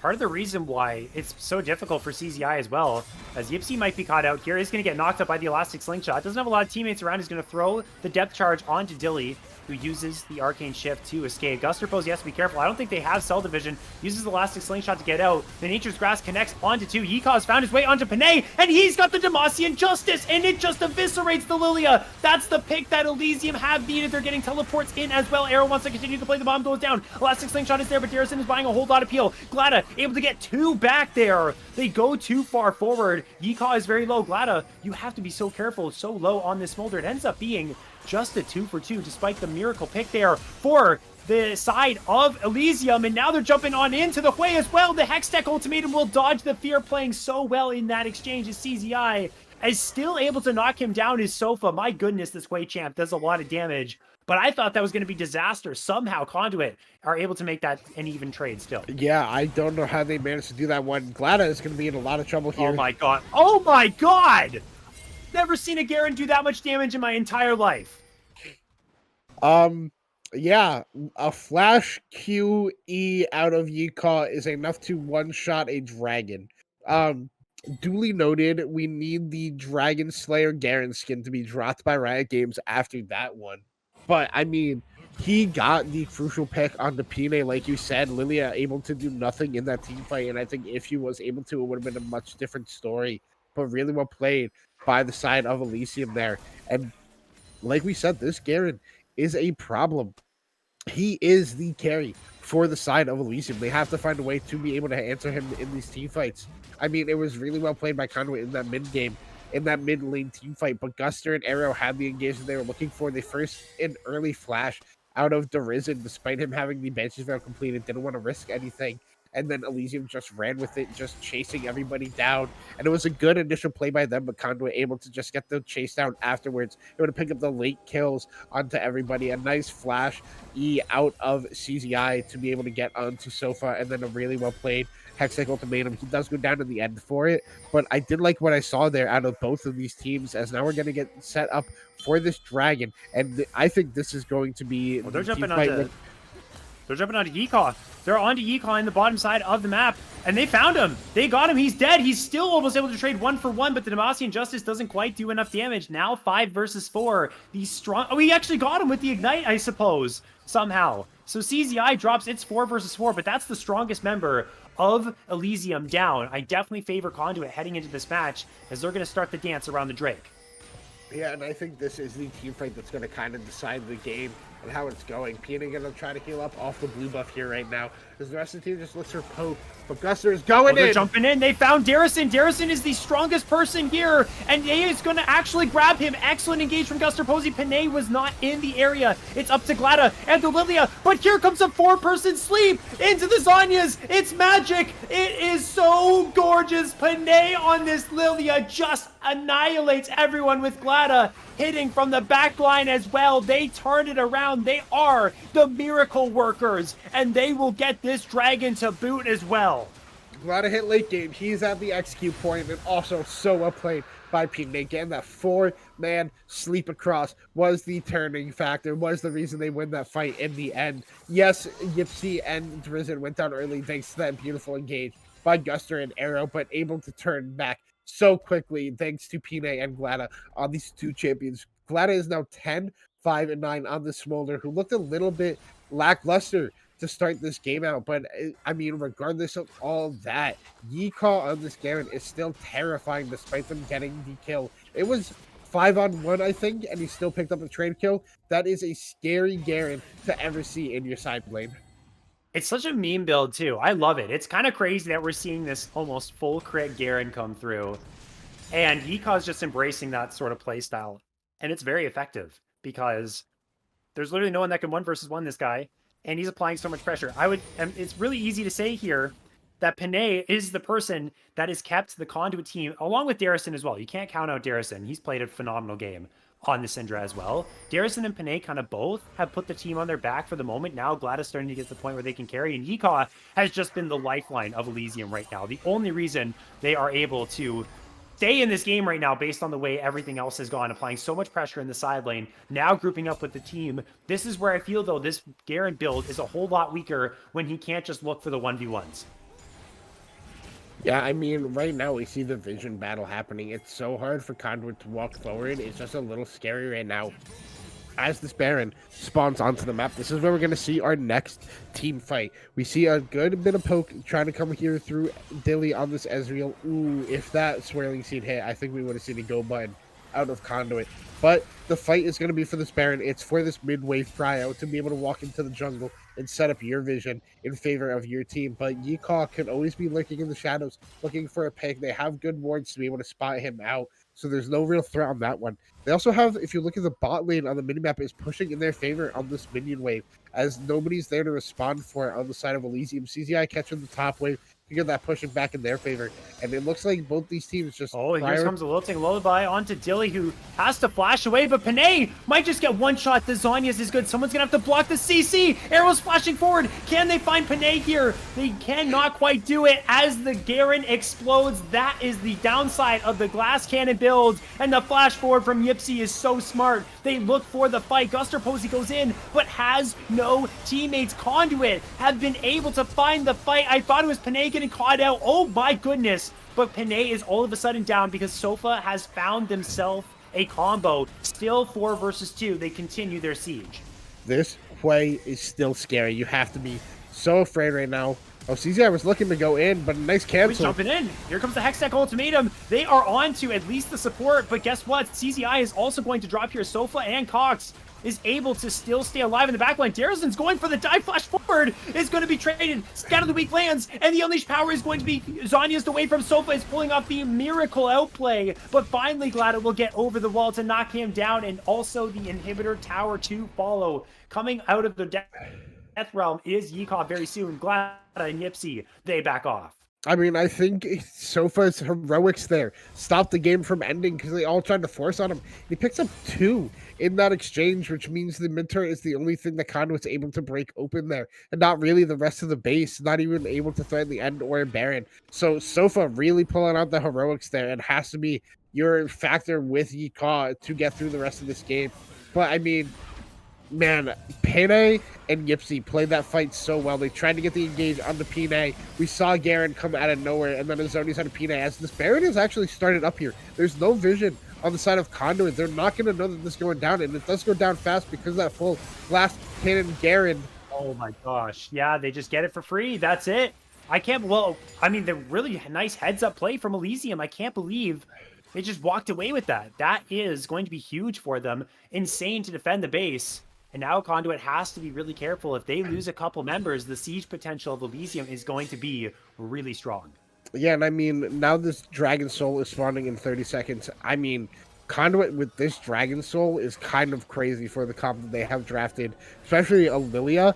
Hitting a Lilia is already annoying enough. Now imagine hitting a Lilia after she ults thanks to his Cloud Dragon Soul. It's going to be way worse. But they're going to look for a pick first. Era going to take a big chunk of damage here. Yeah, they're not going to engage just yet onto the Maokai. Things are really, really tense here. Pay attention to where Yika is in the bot side. Could look for a flank to try and kill Panay. Try and kill Glada. Also pay attention to Sofa from the backline doing so much damage. They're trying to go onto Glada here. The Elastic Slingshot will just miss. Glada does not have flash. The damage from Dilly is incredible. Mom is going to be used. The True Shot Barrage will go wide. Glada needs to be so careful. That was very close to the Smolder going down there. And now the priority on the Drake is going to be earned from Elysium. Yeah, but I don't think Conduit is going to give this one up. They're going to try to get bot lane push. I mean, I'm wrong. It looks like they're just giving this one up. So, Cloud Dragon over to the side of Elysium. And, man, this game is going way longer than I expected it to after how the early game went once again for Conduit. Elysium finding a way back into this game and maybe back into the series if they keep playing like this. It's going to be really hard for Conduit to close this one out. They just have to play around their waves and hopefully stall out this Baron buff, but the siege is going to come in for Elysium, and they could look to engage off of this tower going down. They have to be careful. Yika is on the flank. This is the problem with their composition. They're all so individually strong, but there's just no synergies here. They have 0 engage outside of this Nautilus. They don't have really any frontline. Everyone kind of gets blown up. The Nautilus is on the supports economy. So it's really tough, despite them being so far ahead here for the moment. Or, I mean, now the gold is even, but they were ahead for the moment, and they haven't really been able to pull ahead. But they do have the scaling in their hands, and still, it's getting so hard. I think Sofa, on this way, has played an absolute masterclass of a game. Even though they have been caught out a lot of times, they have been overextended, they're still able to trade 1-for-1.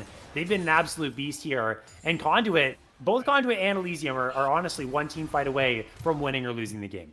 Yeah, I mean, this is super close. They're going to try to go on to Yika, but he's just able to spin his way out of there. But they're going to keep looking for poke out of Sofa onto everybody. Wow, nice poke out of Dilly, but responded by Glada with that Q. But it looks like we have, the waves trying to be controlled by Conduit. It's really hard into Baron buff. CZI was looking to go in there, but Yika, Here comes Guster Posey, though. He's gotten onto Glada. They have the CC down, but can they kill the Smolder is the question. The Smolder is untouched. Going into the Zonies is the Lilia, but the Lilia is down. Guster Posey will survive. Yika flashes forward. Can he find Glada? He just cannot. The Severing Bolt will go wide, but CZI is soloed out here in the front line. Yipsy able to survive, getting away from the Severing Bolt as well. Darazin doing his very best to try and do as much damage as possible, but simply Conduit cannot find their fight there. Now they are 4 versus 5. The inhibitor will drop. Will Elysium continue to push, or will they back off? It looks like it's Conduit who wants to fight. They're able to find one. That's Sofa down, but the Smolder just exploded, popped like a balloon. The Demacian Justice is good as well. Darazin tanks a True Shot Barrage. It is the CZI and Darazin, the only two left, going in with the hook shot. Guster Posey trying to run away. No, they're not going to go into the cell division. Is just going to die. That was already popped. It will be Conduit holding on, but oh my goodness, Chong, I thought they were going to lose it right there. I thought they were too, but CZI and Risen played that as well as they had to with the heroic. Pena got popped super early in that team fight and was not really able to be a factor, but the rest of his team played it out 4v5 beautifully, able to just only lose their inhibitor for that play.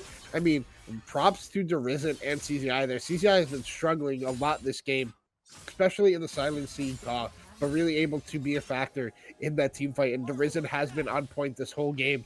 and he was able to do so there. He was the reason that Guster Posey didn't have cell division, was able to pop it earlier in the fight with the unleashed power.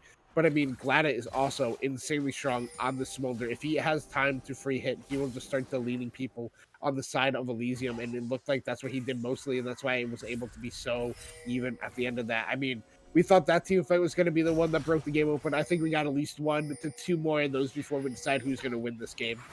It certainly feels that way, and CZI will get some time alone with potentially this tower. I don't think anyone's going to be in the area to protect the tier 1 in the top side from falling on the side of Elysium. Oh my gosh, man. You know, it's death, taxes, and absolute bangers in BOL Premier as Yipsy is going so far forward, but thankfully only runs into the 2 tanks. And now maybe it's Arrow who's caught out here. Dilly's going to send a true shot barrage for the whole team, but Arrow is gone. The support from Elysium is down, and the map will be 5 versus 4 for the next 50 seconds. And because of that, I would expect to see Conduit transition their vision to the dragon side of the map. You have 50 seconds. That means you have 50. That's basically be right when the dragon is spawning, which means Arrow isn't able to get down there to contest for vision. And that is the Cloud Dragon Soul, which would be so beneficial. Oh, no. Oh, no. I thought I see the flank. I see the flank in the top side. It was such a smart play from Yeehaw because Darazin walked forward thinking Yeehaw recalled, and he just walked around behind him. But now he has to be careful, though. He doesn't have flash, so he can't do the Garen combo we all know and love. That's Swirl Seed. If that hit, that was definitely going to be a Lilting Lullaby. Darazin's going to have to flash away. The Lilting Lullaby is going to be used, and Darazin's going to go golden. That ult did so much damage. I cannot believe what I'm witnessing right now. True Shot Barrage, not going to finish anyone off. Maybe a Baron start for Elysium. They're going to try. I mean, they're pinging onto it, and we can see that they're starting it. I think they're trading Baron for Cloud Soul. I mean, they're going to keep at least P9 and Derision here and then look for CZI and Nautilus, Yipsy, and Glada to be able to defend this one. Yipsy, I mean, he's going to have to be the hero here. I mean, Glada does so much damage if he's able to free fire. Oh, can they get the steal? They can! Oh my goodness, how? Guster Posey had smite, but the fight is going to break off, and Glada is knocked down. The front line here of Elysium into the back lane goes CZI, and he knocks down Sofa as well. It's only Arrow until he left. They're able to trade down the Camille. Glada is just going to front line, and it does not matter. This Smolder's unkillable. Darazin has backed him up in the back line. What the hell have we just witnessed? Conduit all of a sudden are marching down the base, and they might look for the end. I think they're going to do it. Glada stole away the Baron with Mob somehow from the Smite jungle. There's no way that actually just happened. I mean, Conduit, shout out them playing that 4v, basically what started as a 3v3 out or 3v4 out perfectly. I mean, this Garen is still terrifying. They have to be super careful because he can probably delete 1 to 2 of these characters at this point in the game. So Conduit gonna have to play this out, but I believe this is the end here. If he gets the ignite onto Pina, I don't think that matters much, and it looks like this is gonna be the end. This is going to be the end. There's nothing that Garen can do. He does not have the stats to tank up any of the damage. Conduit, it looked really dire at certain times, but they clutch up in the end, and they find themselves the much-needed 2-0 victory here in BOL Premier. I cannot believe that game that we just witnessed. It is insane how that end sequence went. I mean, Guster Posey had Smite. I don't know if he got CC'd or if he just didn't calculate the damage properly, but the Baron goes down. But even if the Baron did go down, though, Chong, to Elysium, would they even have won the fight anyways? It looks like it was Conduit primed with that 5 versus 4 on the map. Yeah, I mean, I think Conduit still wins the game there, despite the Baron steal. I think it's just cool that Glada was able to do it on the Smolder. But I think, I think the fight would have played out the exact same way. I think the game would have ended the exact same way. It would have been a little bit harder to end the game on that wave because Garen probably could have sacrificed his life to clear the wave faster without a Baron buff. But regardless, I still think Conduit would have probably just ended it there. And I mean, shout out Elysium. They played their hearts out in that one. They tried their best to come out in that one, especially Yeehaw and Sofa played exceptionally well. But I mean, Pina and the rest of Conduit really showed up to play today, showed up to win. And I'm going to have to shout out Pina and say, I mean, he's my MVP for this series. He played exceptionally well in both of these games. I have to agree. Pina feels like he just turned this roster right around. And Darazin as well in this game played like an absolute monster on the Syndra. 10, 2, and 22, finding big scatters, able to get the big damage off. Glada, I'm going to be completely honest. I cannot believe Glada finished this game with 16 kills. It looks like Glada just absolutely smurfed this game, but Glada made a whole lot of mistakes. Walking up to bushes, face checking bushes, taking damage, living with 1 HP, but, you know, a win is a win, and Glada was able to get to that 225, that break point, 57,000 damage, and a Baron steal to his name as well. That was a wild series. That felt like we went the whole distance with the whole 3 game. But yeah, no, it was just the 2-0, and that wraps up our stream for today. So thank you everyone who did tune in and watch. That's Conduit taking the 2-0 over Elysium. I'm Ferris. That was Chong. Thank you to Shivim on production as well. And we will see you next week for another set of matches. Stay tuned for that. Have a wonderful week, everyone. We'll see you soon.